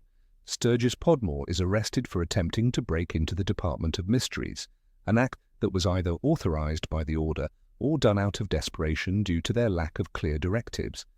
These incidents suggest a lack of coordination. While their intentions are noble, the Order's structure is disorganized and reactionary. Remus Lupin, one of the Order's most compassionate and capable members, is left to infiltrate werewolf packs without meaningful protection or strategic gain. The mission reeks of desperation rather than tactical brilliance. Dumbledore's reliance on trust and intuition, while admirable, fails to translate into effective resistance. The Order spends more time responding to crises than preventing them. Their victories are accidental rather than earned. One cannot ignore the role of Alastor Moody, whose paranoia, while warranted, becomes a metaphor for the Order's ethos. Constant vigilance he preaches, but this vigilance is never translated into smart defense or calculated offense. The Order often waits for Voldemort to act first. Even the retrieval of Harry from the Dursleys at the start of Order of the Phoenix is conducted like a covert military operation, complete with broomsticks and weather spells. While dramatic, it does little to establish confidence in their planning. Their operations often feel theatrical rather than efficient. Meanwhile, Harry continues to be kept in the dark. When he arrives at 12 Grimmauld Place, he is excluded from Order meetings. Molly Weasley insists that he is too young, while Fred and George, only slightly older, are allowed to listen. This arbitrary restriction not only infuriates Harry but leaves him unprepared. The trust that should bind the Order together is instead parcelled out like rare treasure. Dumbledore, who later admits to avoiding Harry because love has blinded me, allows this imbalance to fester. The secrecy fractures the group instead of fortifying it. The absurdity reaches its peak when the final battle at the Department of Mysteries unfolds. A group of teenagers, Harry, Hermione, Ron, Neville, Luna, and Ginny, face off against elite Death Eaters. They fight valiantly, but they are children. The only reason they survive is the last-minute arrival of the Order, who, once again, respond rather than anticipate. Bellatrix Lestrange kills Sirius before help can arrive. Dumbledore appears too late. The prophecy is shattered. The mission fails. All of this could have been avoided had the Order taken decisive action earlier. Their inability to secure the prophecy on their own is not just a tactical mistake. It is emblematic of their larger problem, fear of exposure. Operating under the Ministry's watchful eye, they refuse to act unless provoked. But Voldemort does not play by such rules. He manipulates events, undermines institutions, and exploits fear. The Order, by contrast, spends too much time defending rather than attacking. Their resistance is defined by reaction, not initiative. Even their use of safe houses reflects a flawed strategy. While it is essential to protect their members, the Order often relies on passive concealment. The Fidelius charm used to hide 12 Grimmauld Place is powerful, but ultimately insufficient. When Snape reveals the location posthumously to Voldemort in Deathly Hallows, the protection unravels. Despite knowing the risks, the Order never establishes a more flexible or redundant system. Each failure seems to stem from an unwillingness to adapt. Tonks and Lupin's doomed love story also echoes the Order's core dysfunction. Their romance is discouraged by the Order's leadership, and even when they defy expectations, the toll of their responsibilities weighs heavily. Their deaths in the Battle of Hogwarts leave behind an orphaned child, Teddy Lupin, another generation scarred by the Order's sacrifices. And yet, these sacrifices often feel needless.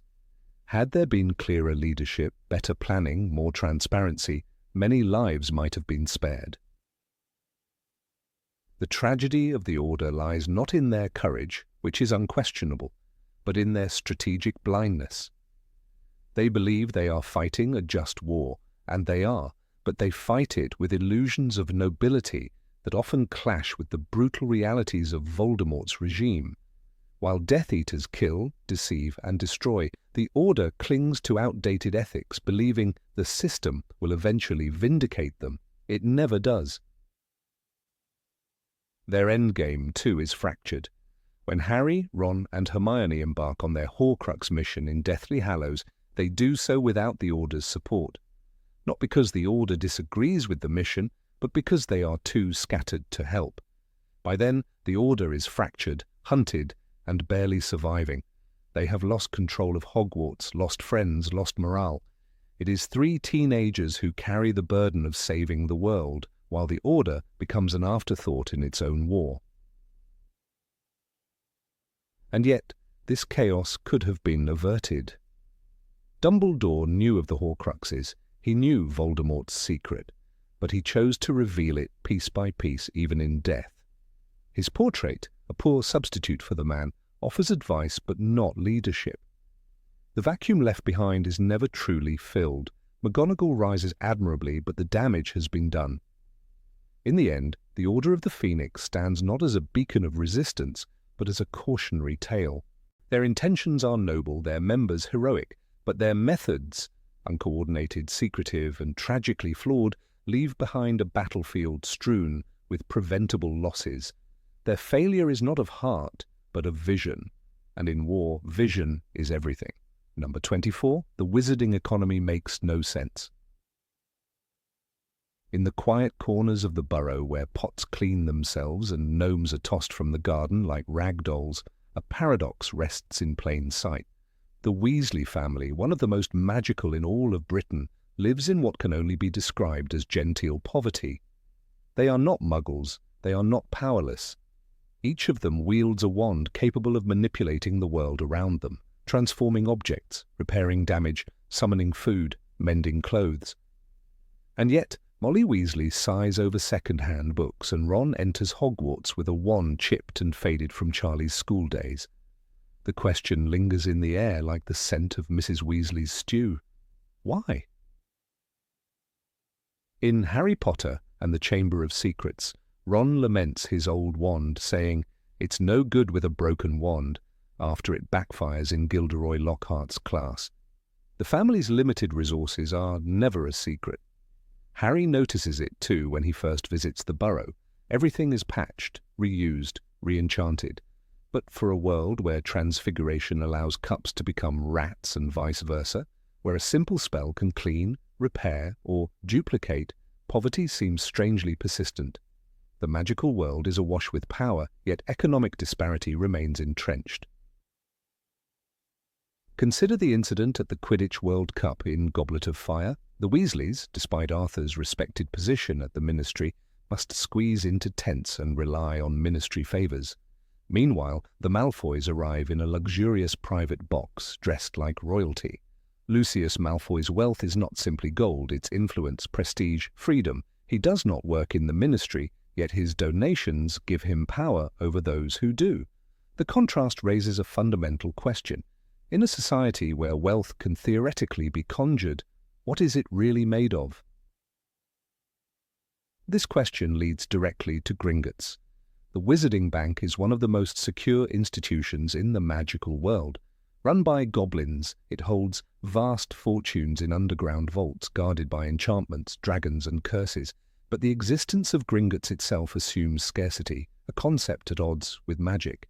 If gold can be duplicated, as demonstrated when Bellatrix Lestrange's vault unleashes a tidal wave of multiplying treasure in Deathly Hallows, why is banking necessary?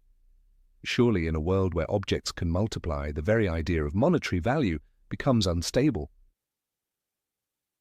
And yet, inflation does not exist in the wizarding world. Prices remain static. A wand still costs 7 galleons at Ollivander's, as it did when Hagrid brought Harry shopping. A ticket on the night bus is 11 sickles, as if frozen in time. The economy operates on principles foreign to Muggle economists, untouched by supply and demand.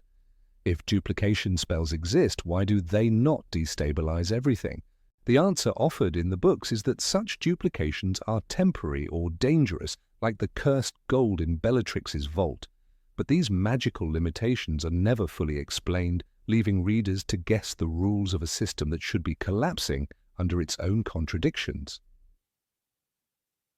Then there's the matter of food. Gamp's law of elemental transfiguration supposedly prohibits the creation of food from nothing, but even with this limitation, magical food preparation is clearly simplified. In Order of the Phoenix, Mrs. Weasley feeds the entire Order in 12 Grimmauld Place, using little more than a flick of her wand and a bubbling cauldron. House elves, too, conjure feasts for hundreds at Hogwarts. If food cannot be created from nothing, it can certainly be multiplied, enhanced, and served effortlessly. Hunger should be an extinct concept. And yet families like the Weasleys stretch every sickle. They breed chickens, tend gardens, raise gnomes, and grow vegetables. These activities seem quaint for a magical family, but are they necessary? Or are they traditions kept out of pride, or perhaps an unspoken cultural code that honors hard work even when shortcuts exist? There is a strange resistance in the magical world to using magic for convenience. Arthur Weasley adores Muggle contraptions, perhaps because he longs for logic in a society where none is required. More baffling is the relationship between work and wealth.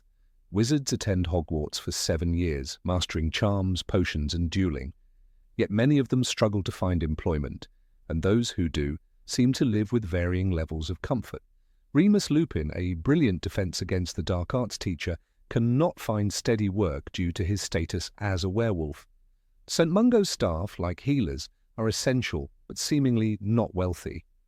Meanwhile, Quidditch players like Victor Crumb are international celebrities. It appears magical society values spectacle over service, fame over function. Take the example of Fred and George Weasley. Despite growing up in poverty, the twins launch Weasley's Wizard Wheezes, a prank shop that becomes one of the most profitable in Diagon Alley. They drop out of Hogwarts with barely a plan, but their joke products, created through magical ingenuity, sell better than textbooks or cauldrons. Their success raises an important question. Is magical wealth merely a matter of creativity? If so, why do more wizards not follow their example? Perhaps because the magical world frowns upon innovation, Fred and George are treated as troublemakers, their ambitions dismissed by their mother and professors. The Ministry of Magic, too, prefers conformity. It discourages experimentation, regulates magical creatures and objects, and tightly controls who may use which spells. This bureaucratic rigidity may suppress economic advancement. In a world where magical invention could change everything, tradition becomes a chain that binds. Magic itself is another economic mystery. Wands are necessary for spellcasting, yet wand lore is a secretive art, monopolized by families like the Ollivanders. No wizard ever makes their own wand in the books. They buy them. What happens if one cannot afford a wand? Are they barred from magical society? The books never answer this directly, but Harry's pity for Tom Riddle's humble beginnings suggests that access to magical tools is not guaranteed. This again echoes Muggle inequality, transplanted into a world that should have no need for it. The education system also reveals contradictions. Hogwarts is free, funded by unknown means. No tuition is ever mentioned. Yet students must buy expensive textbooks, robes, wands, and potions ingredients. The required list from Philosopher's Stone includes 1 wand, 1 cauldron, pewter, standard size 2, 1 set glass or crystal phials. For a poor family like the Weasleys, outfitting multiple children means repeated hardship. Why not standardize school supplies? Why must each family provide them individually when magic could easily redistribute resources? The disparity becomes more glaring in social events. The Yule Ball in Goblet of Fire reveals the painful class differences among students. Hermione wears magically altered second-hand robes, transformed to elegance. Ron wears hand-me-down dress robes with frills and stains. Meanwhile, Draco Malfoy glides across the dance floor in luxury. The ball is a magical event, but money still determines comfort and confidence. One might argue that Hogwarts fosters equality, but the subtext says otherwise. Even pets are status symbols. Harry buys a snowy owl, Hedwig, from Aesop's Owl Emporium. Beautiful, rare, and loyal. Ron has Scabbers, a rat who turns out to be a traitor in disguise. Familiars in the wizarding world are more than animals, they are reflections of class. Hagrid gives Harry Hedwig as a gift, but not every student receives such generosity. The animal one brings to Hogwarts says much about the world they come from. The magical legal system also plays a part in economic inequity. Sirius Black, a wealthy heir, is imprisoned in Azkaban without trial. His vault in Gringotts remains untouched for years. Meanwhile, Arthur Weasley toils at the Ministry for modest pay. Laws are inconsistently enforced. Crimes like underage magic or the use of forbidden curses result in wildly different punishments depending on the accused's social position. Lucius Malfoy escapes retribution multiple times simply by claiming imperious curses or donating to institutions. Justice in the magical world, like wealth, is pliable. Currency itself is a relic of confusion. The wizarding world uses galleons, sickles, and nuts, non-decimalized coins that confuse even wizards. Ron once admits, 17 silver sickles to a galleon and 29 nuts to a sickle. It's mad. This system is impractical, preserved only out of tradition. It makes accounting difficult and trade cumbersome. Wizards don't use paper money or checks. They don't have banks with online transfers or even credit. How does commerce thrive under such medieval conditions? It thrives through trust, perhaps. Flourish and Blots, the bookshop in Diagon Alley, seems to operate with a regular customer base. Madame Malkin's Robes for All Occasions offers custom fittings and personal service. These shops are magical not just in appearance, but in function. They survive in a stagnant economy insulated from outside forces. No competition, no foreign trade, no stock market. The magical economy is a closed loop, immune to global trends, but also stagnant because of it. There's the concept of debt. In Muggle economics, debt fuels expansion, allows for investment, creates opportunity. In the wizarding world, debt is rarely mentioned. No character discusses loans or mortgages. The Weasleys don't borrow to improve their house. Students don't take loans for school. This absence suggests an economy frozen in place. No risk, no growth, no change. The rich remain rich, the poor remain poor, because the system is built not on innovation, but on inheritance and hierarchy. Inheritance is indeed the backbone. The Blacks, the Malfoys, even the Potters possess ancient wealth. Harry's fortune, untouched until he is 11, allows him to buy the best of everything. He wins the Triwizard Tournament and promptly gives the 1,000 galleons to Fred and George. It's a noble act, but one that underlines privilege. No one else has the luxury of giving away small fortunes. Wealth begets wealth, even in a world where money can be made from thin air. Perhaps in the end, the magical economy survives because its participants choose not to question it. Wizards live longer lives, age more slowly, and often cling to tradition like a lifeline. They resist modernization, they distrust muggles, they embrace the familiar, and so their economy remains frozen in time, illogical, inconsistent, even fantastical. But in a world where logic bends to will, maybe that's the only kind of economy that could survive. Number 25. No one gets magical higher education. Of all the mysteries in the wizarding world, few are as quietly bewildering as the absence of further education after Hogwarts. In a society brimming with complexities, magical lore, advanced potion-making, transfiguration, and dangerous creatures, it is almost surreal how the completion of 7th year at Hogwarts apparently marks the end of formal learning. There are no universities, no institutions of magical research, no graduate training centers. A 17-year-old leaving school is expected to step directly into the workforce, sometimes into roles of great responsibility. The question then emerges with striking clarity: how does a world that respects magic so deeply neglect structured advancement in magical education? When Harry Potter defeats Voldemort at the age of 17, the wizarding world hails him as a hero, but heroism does not equate to qualification. Yet soon after the Battle of Hogwarts, Harry and Ron become Aurors, without ever sitting NEWTs, the supposedly essential exams for entry into that field. They revolutionized the Auror department, Rowling once noted in an interview, as if valor could substitute for rigorous training. It's worth remembering that the Auror department, as described in Order of the Phoenix, required a minimum of 5 NEWTs with a grade of exceeds expectations. Kingsley Shacklebolt may have relaxed the rules due to desperate times, but such leniency reveals a fragility in institutional expectations. No provisional training, no certification courses. Just straight to the field. Neville Longbottom, brave but never an academic standout, also walks directly into teaching. By the time Harry's own children attend Hogwarts, Neville is the herbology professor.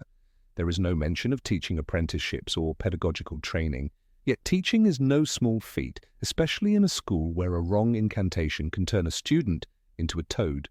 How did he prepare for the dangers and responsibilities of classroom management? He hadn't even completed the herbology NEWT, as far as the books reveal. His natural affinity for the subject and his bravery in the war seemingly suffice. But what does that say about the value placed on formal qualifications? Consider also the case of Bill Weasley. Employed as a cursebreaker for Gringotts, he is tasked with navigating ancient Egyptian tombs brimming with magical traps. His only training mentioned is his time at Hogwarts. No additional studies in magical archaeology or curse analysis. He simply works for Gringotts after school. Similarly, Charlie Weasley becomes a dragon handler in Romania, a job that one would assume requires extensive preparation, given the sheer danger of his profession. But nothing in the books mentions any kind of specialized program or credentialing. He just goes, as if 7 years of Hogwarts sufficed to handle fire-breathing beasts. The wizarding economy is not so simplistic as to excuse this. There are departments in the Ministry of Magic that must manage transportation, foreign magical affairs, misuse of Muggle artifacts, and magical law enforcement. These are no trivial jobs. Percy Weasley climbs quickly in the Department of International Magical Cooperation and the Department of Magical Transportation, but we never hear of internships, fellowships, or degrees. It is all on-the-job learning, which might be tolerable in a small shop like Ollivander's, but not in an international bureaucracy managing cross-border magical crises. Dolores Umbridge, loathsome though she may be, was a high-ranking ministry official who gained power without ever being seen studying further. Her misuse of the law shows how dangerous it is to let bureaucracy develop unchecked by academic rigor. Had there been institutions of magical political science, perhaps fewer lives would have been ruined. The Statute of Secrecy, for instance, governs wizarding conduct across the globe. Who trains its enforcers? Who teaches comparative magical law? In the Muggle world, this would require years of study, but in Wizarding Britain it seems an owl in history of magic, and a quick promotion will do. There is something disturbingly convenient in how education is portrayed. When Hermione Granger drops out of Hogwarts to join the Horcrux hunt, it is clear she misses the structure and value of schooling. She is the only one among the trio who later returns to complete her NEWT. It makes sense. Hermione reveres knowledge, and yet even she, despite her brilliance, doesn't pursue research, scholarship, or teaching. She goes into the ministry as if intellect has no other outlet. The wizarding world offers no alternative for the gifted other than immediate employment.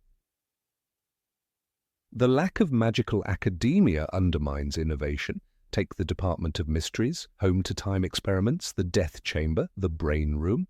These suggest the existence of magical science, but who staffs it? Who trains the unspeakables? No one knows. Are they recruited straight from school and taught in-house? Are there books to read? Are there magical equivalents of scientific journals? The books are silent. The idea of postgraduate magical research appears non-existent, and the implications are chilling.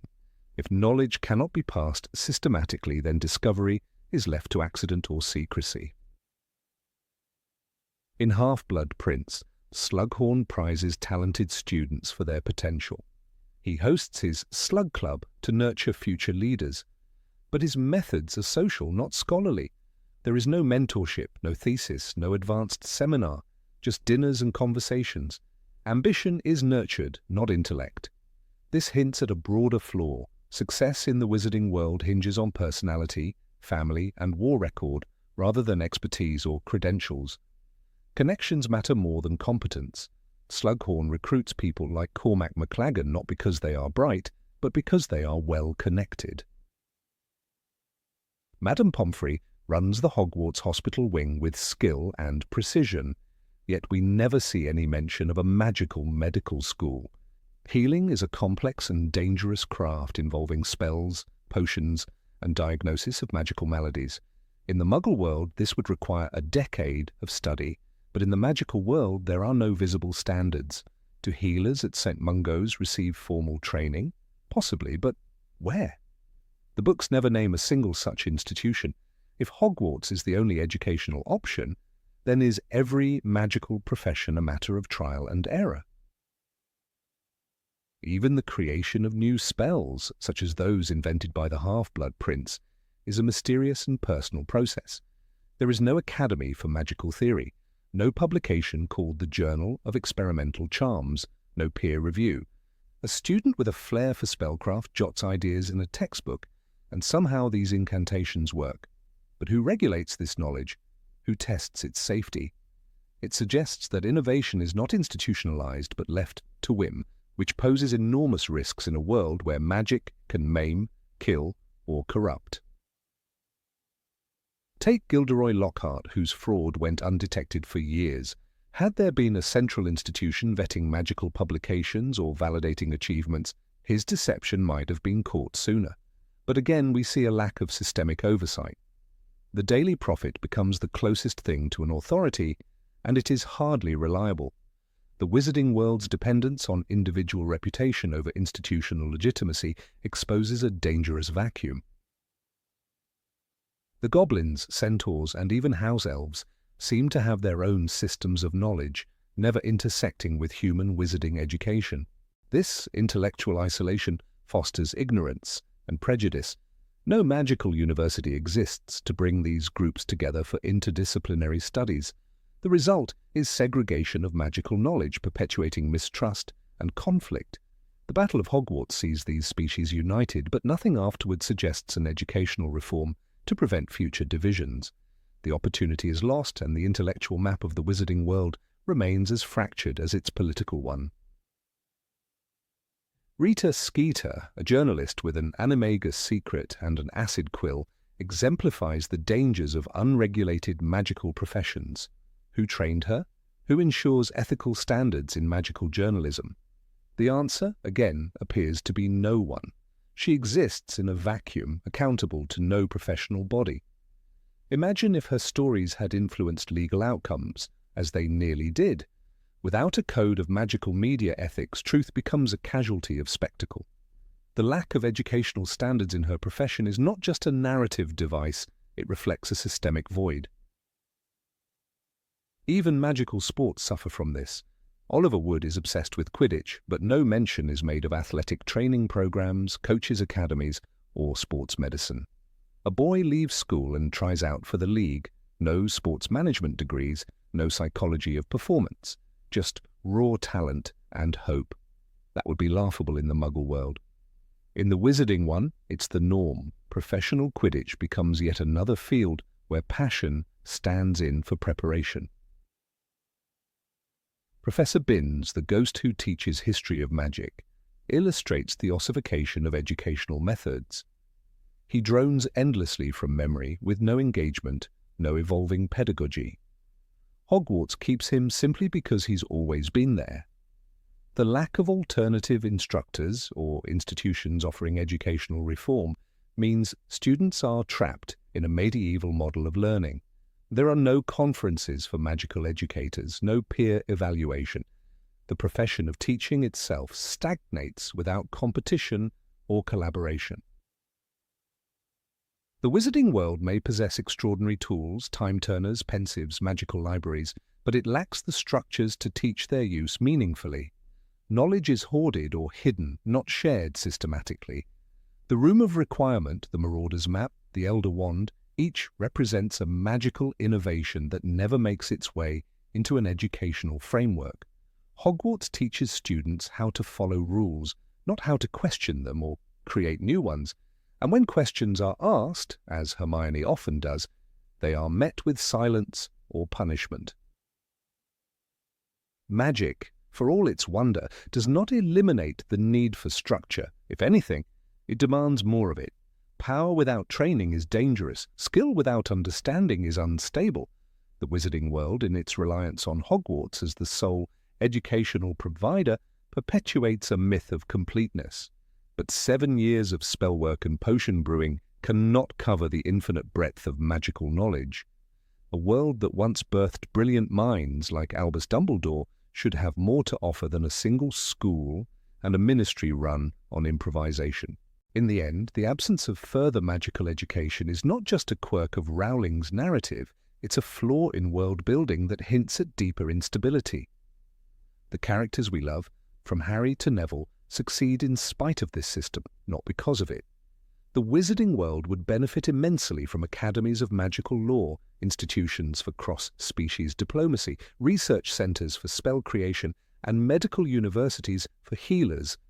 That it lacks these things is not only illogical, it is dangerous. And in a world where a single wand can change the course of history, that danger cannot be ignored. Number 26. Magical transportation follows no rules. The world of Harry Potter brims with enchanted pathways and fantastical modes of transportation, each one more imaginative than the last. Yet beneath the surface of their shimmering magic lies an undercurrent of inconsistency.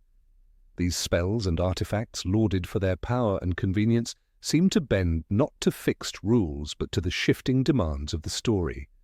The closer we examine them, the clearer it becomes that the laws governing magical transport are more selective than logical.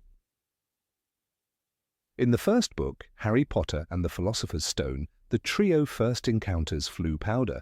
It is a network that seems infallible in its simplicity, Toss the powder into a fireplace, speak the name of your destination, and whoosh, off you go. But the rules of this system begin to unravel almost immediately.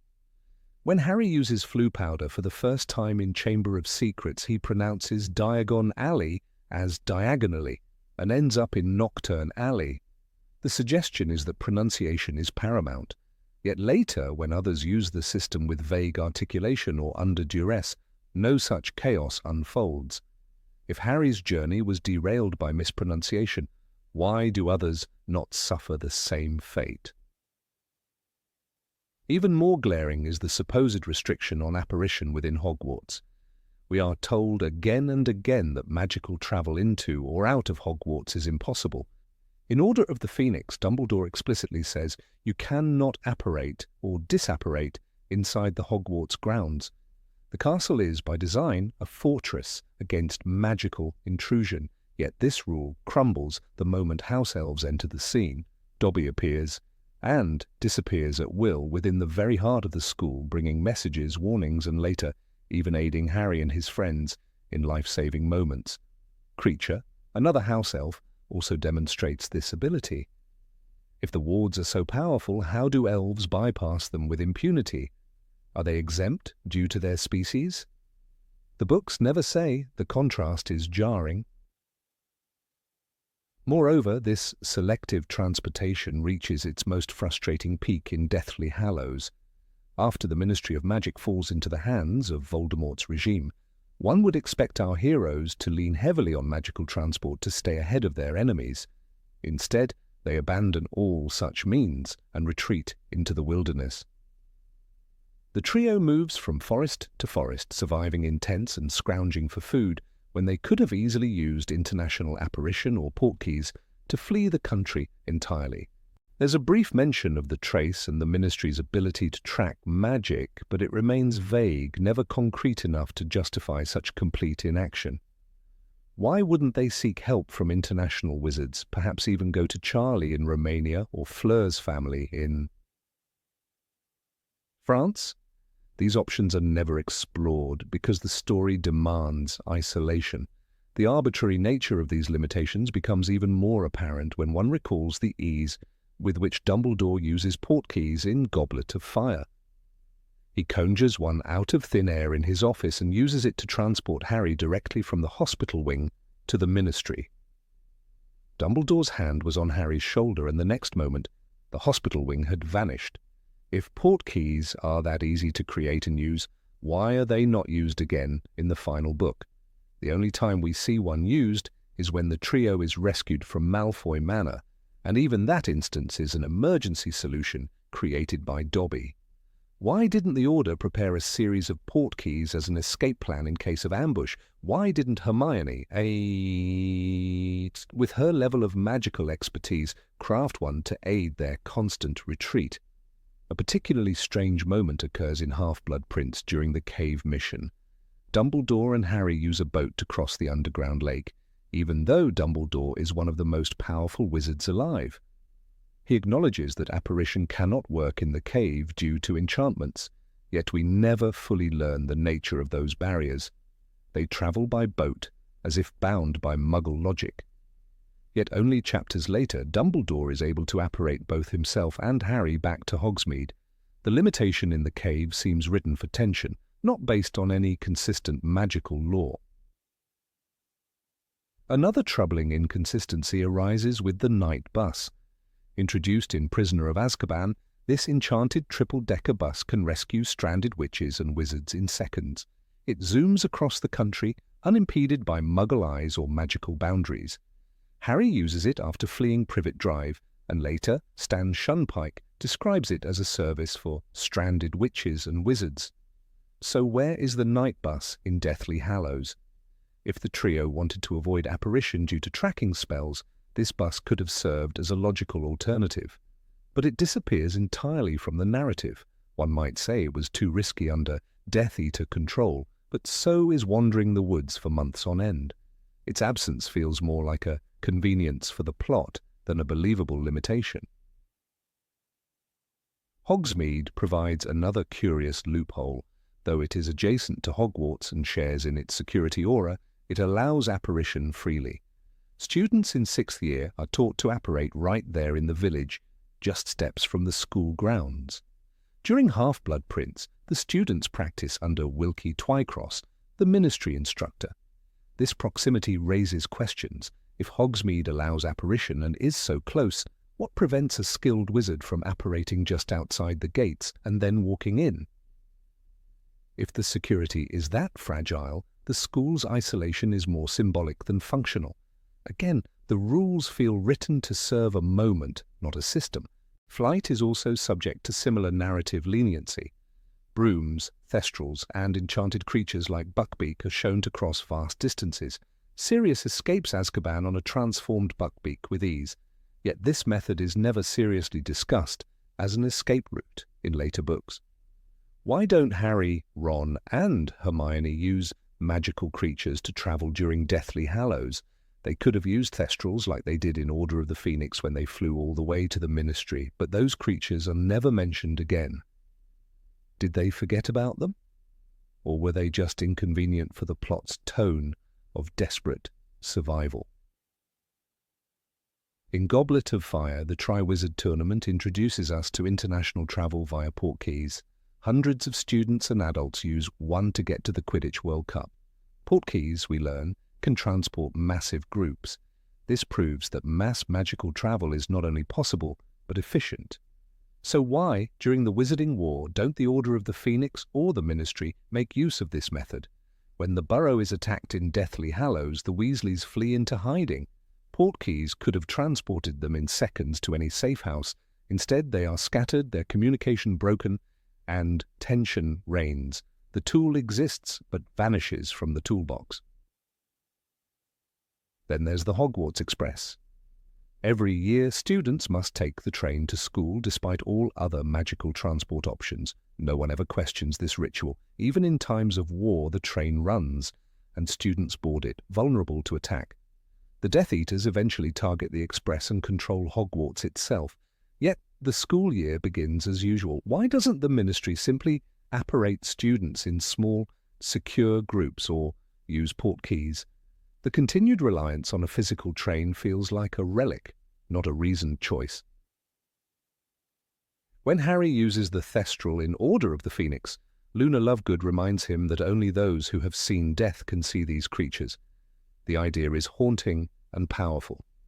Yet later, when others ride the Thestrals, the rule appears to bend. Hermione, who has never seen death directly, rides one with no reported confusion. Are we to believe she simply feels it beneath her? The books do not clarify. The once specific rule fades into a flexible detail, adjusted for plot necessity. Even the Vanishing Cabinet, a fascinating artifact introduced in Chamber of Secrets and expanded in Half-Blood Prince, follows no firm guidelines. At first, it's a broken relic. Then, in Draco's hands, it becomes a portal of death. He uses it to smuggle Death Eaters into Hogwarts, but after this dramatic use, it too fades from the story. Why aren't more cabinets discovered, replicated, or used to evacuate people from dangerous situations?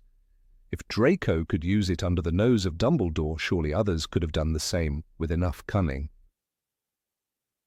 Another overlooked method is the Time Turner.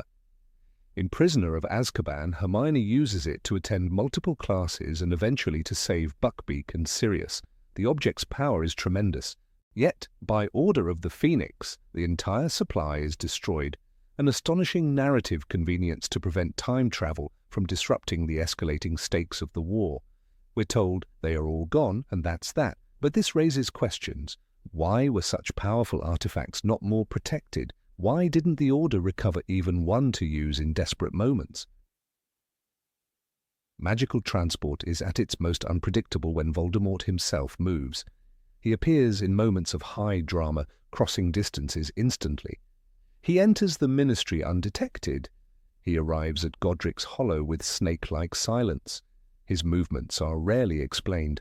How does he circumvent the protections others struggle against? If apparition is traceable, why is he never tracked? Is it his power, or is it simply that no one asks? The limitations of the trace spell itself are never fully explained. It supposedly monitors underage magic. Harry is reprimanded for casting Lumos in Order of the Phoenix, but when he uses spells constantly in Deathly Hallows, no alarm is raised. The trace is either lifted automatically at 17 or just conveniently forgotten. If the Ministry had such precise tracking, why didn't they use it more aggressively during the war? The inconsistency leaves a hole in the plot logic.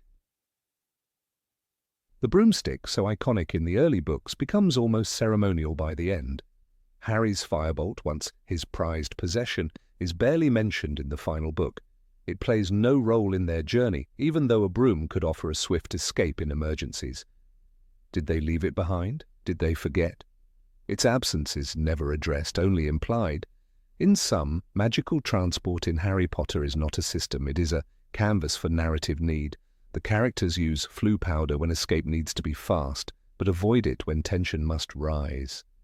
They apparate when timing allows and hide when isolation must deepen. Creatures fly, portkeys shimmer, and spells crack the air, only when it suits the emotional landscape of the scene. In this way, the magic loses its integrity, becoming less a wonder of world-building and more a tool of expedient storytelling.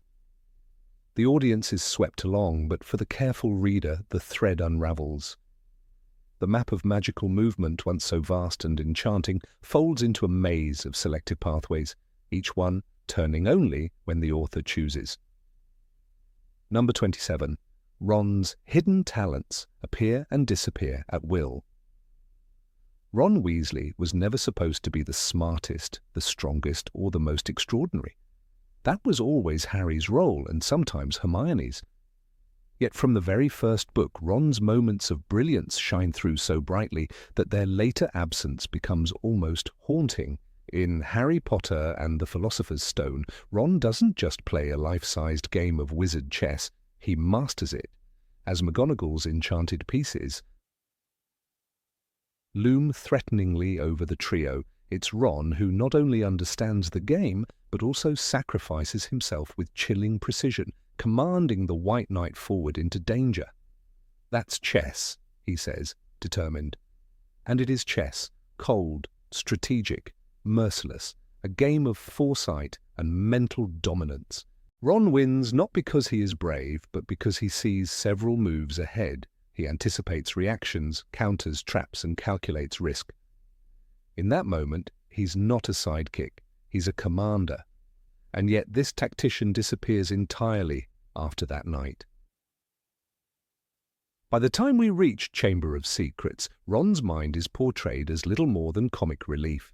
He panics in front of spiders, groans about homework, and only occasionally says anything that helps move the plot forward.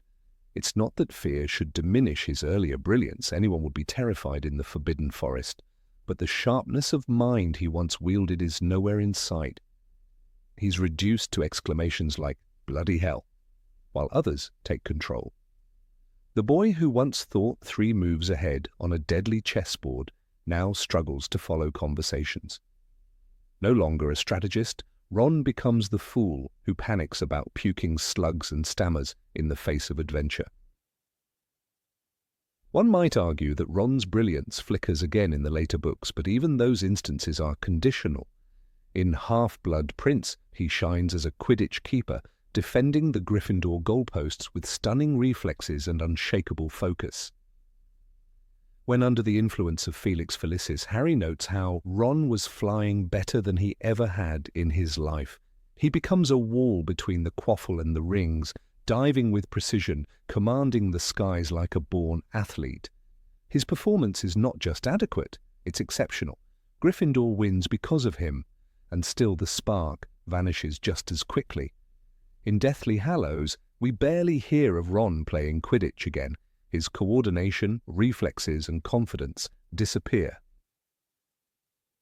He is once again the uncertain companion, stumbling, doubting, following.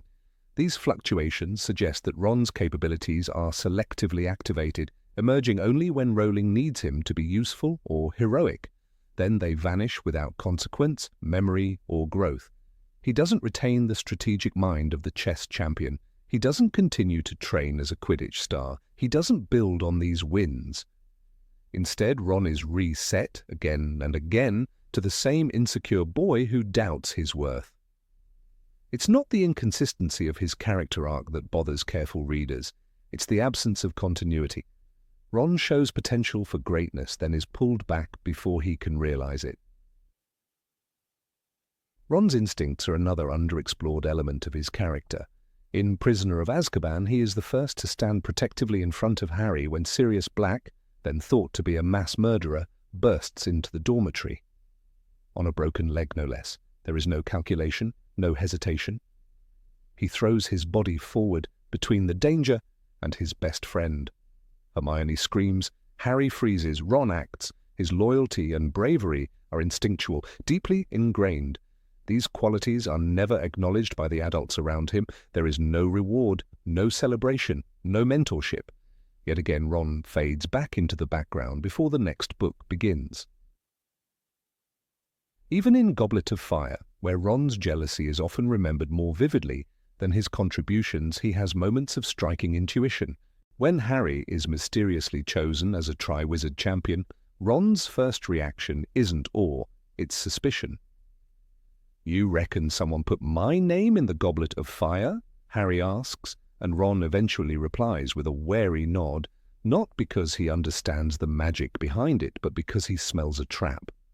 His anger, while immature, is grounded in fear. He knows Harry's life is now in danger and that someone is using him as a pawn, but rather than develop Ron's gut instincts into a protective vigilance or strategic advantage, Rowling pushes the subplot toward adolescent sulking. Ron's correct suspicions are sidelined for drama. His performance in the Department of Mysteries in Order of the Phoenix deserves mention too. Despite being hit by a brain curse and barely staying conscious, Ron still attempts to fight. He flings spells, distracts Death Eaters, and does what he can to protect his friends. Yet the narrative seems to view his contribution as less impressive than Neville's broken-nosed rage or Ginny's boldness. Ron is never without courage. He's never without heart. But the narrative refuses to let him build on those assets. He is allowed moments of glory, but never a legacy of them. Ron's magical talent is another contradiction. We're told he's not the best student, fine, but in Deathly Hallows, when Hermione and Harry are paralyzed by grief and disorientation after fleeing the Ministry, it's Ron who disapparates them safely, Ron who gets them out, Ron who casts protective enchantments. He set up the protective enchantments around them, the book says matter-of-factly, as if this weren't a significant leap in magical confidence. Ron has always lived in the shadow of prodigies, but moments like these suggest he's quietly powerful. Still, we're never shown him studying, improving, or even reflecting on this growth. His magic simply spikes when the plot demands it, and then it fades. The same problem appears during the Horcrux hunt. While under the Locket's influence, Ron's deepest fears are laid bare, not of death, but of being unwanted. The scene is brutal, and his decision to return after abandoning his friends is courageous. More than that, it is redemptive.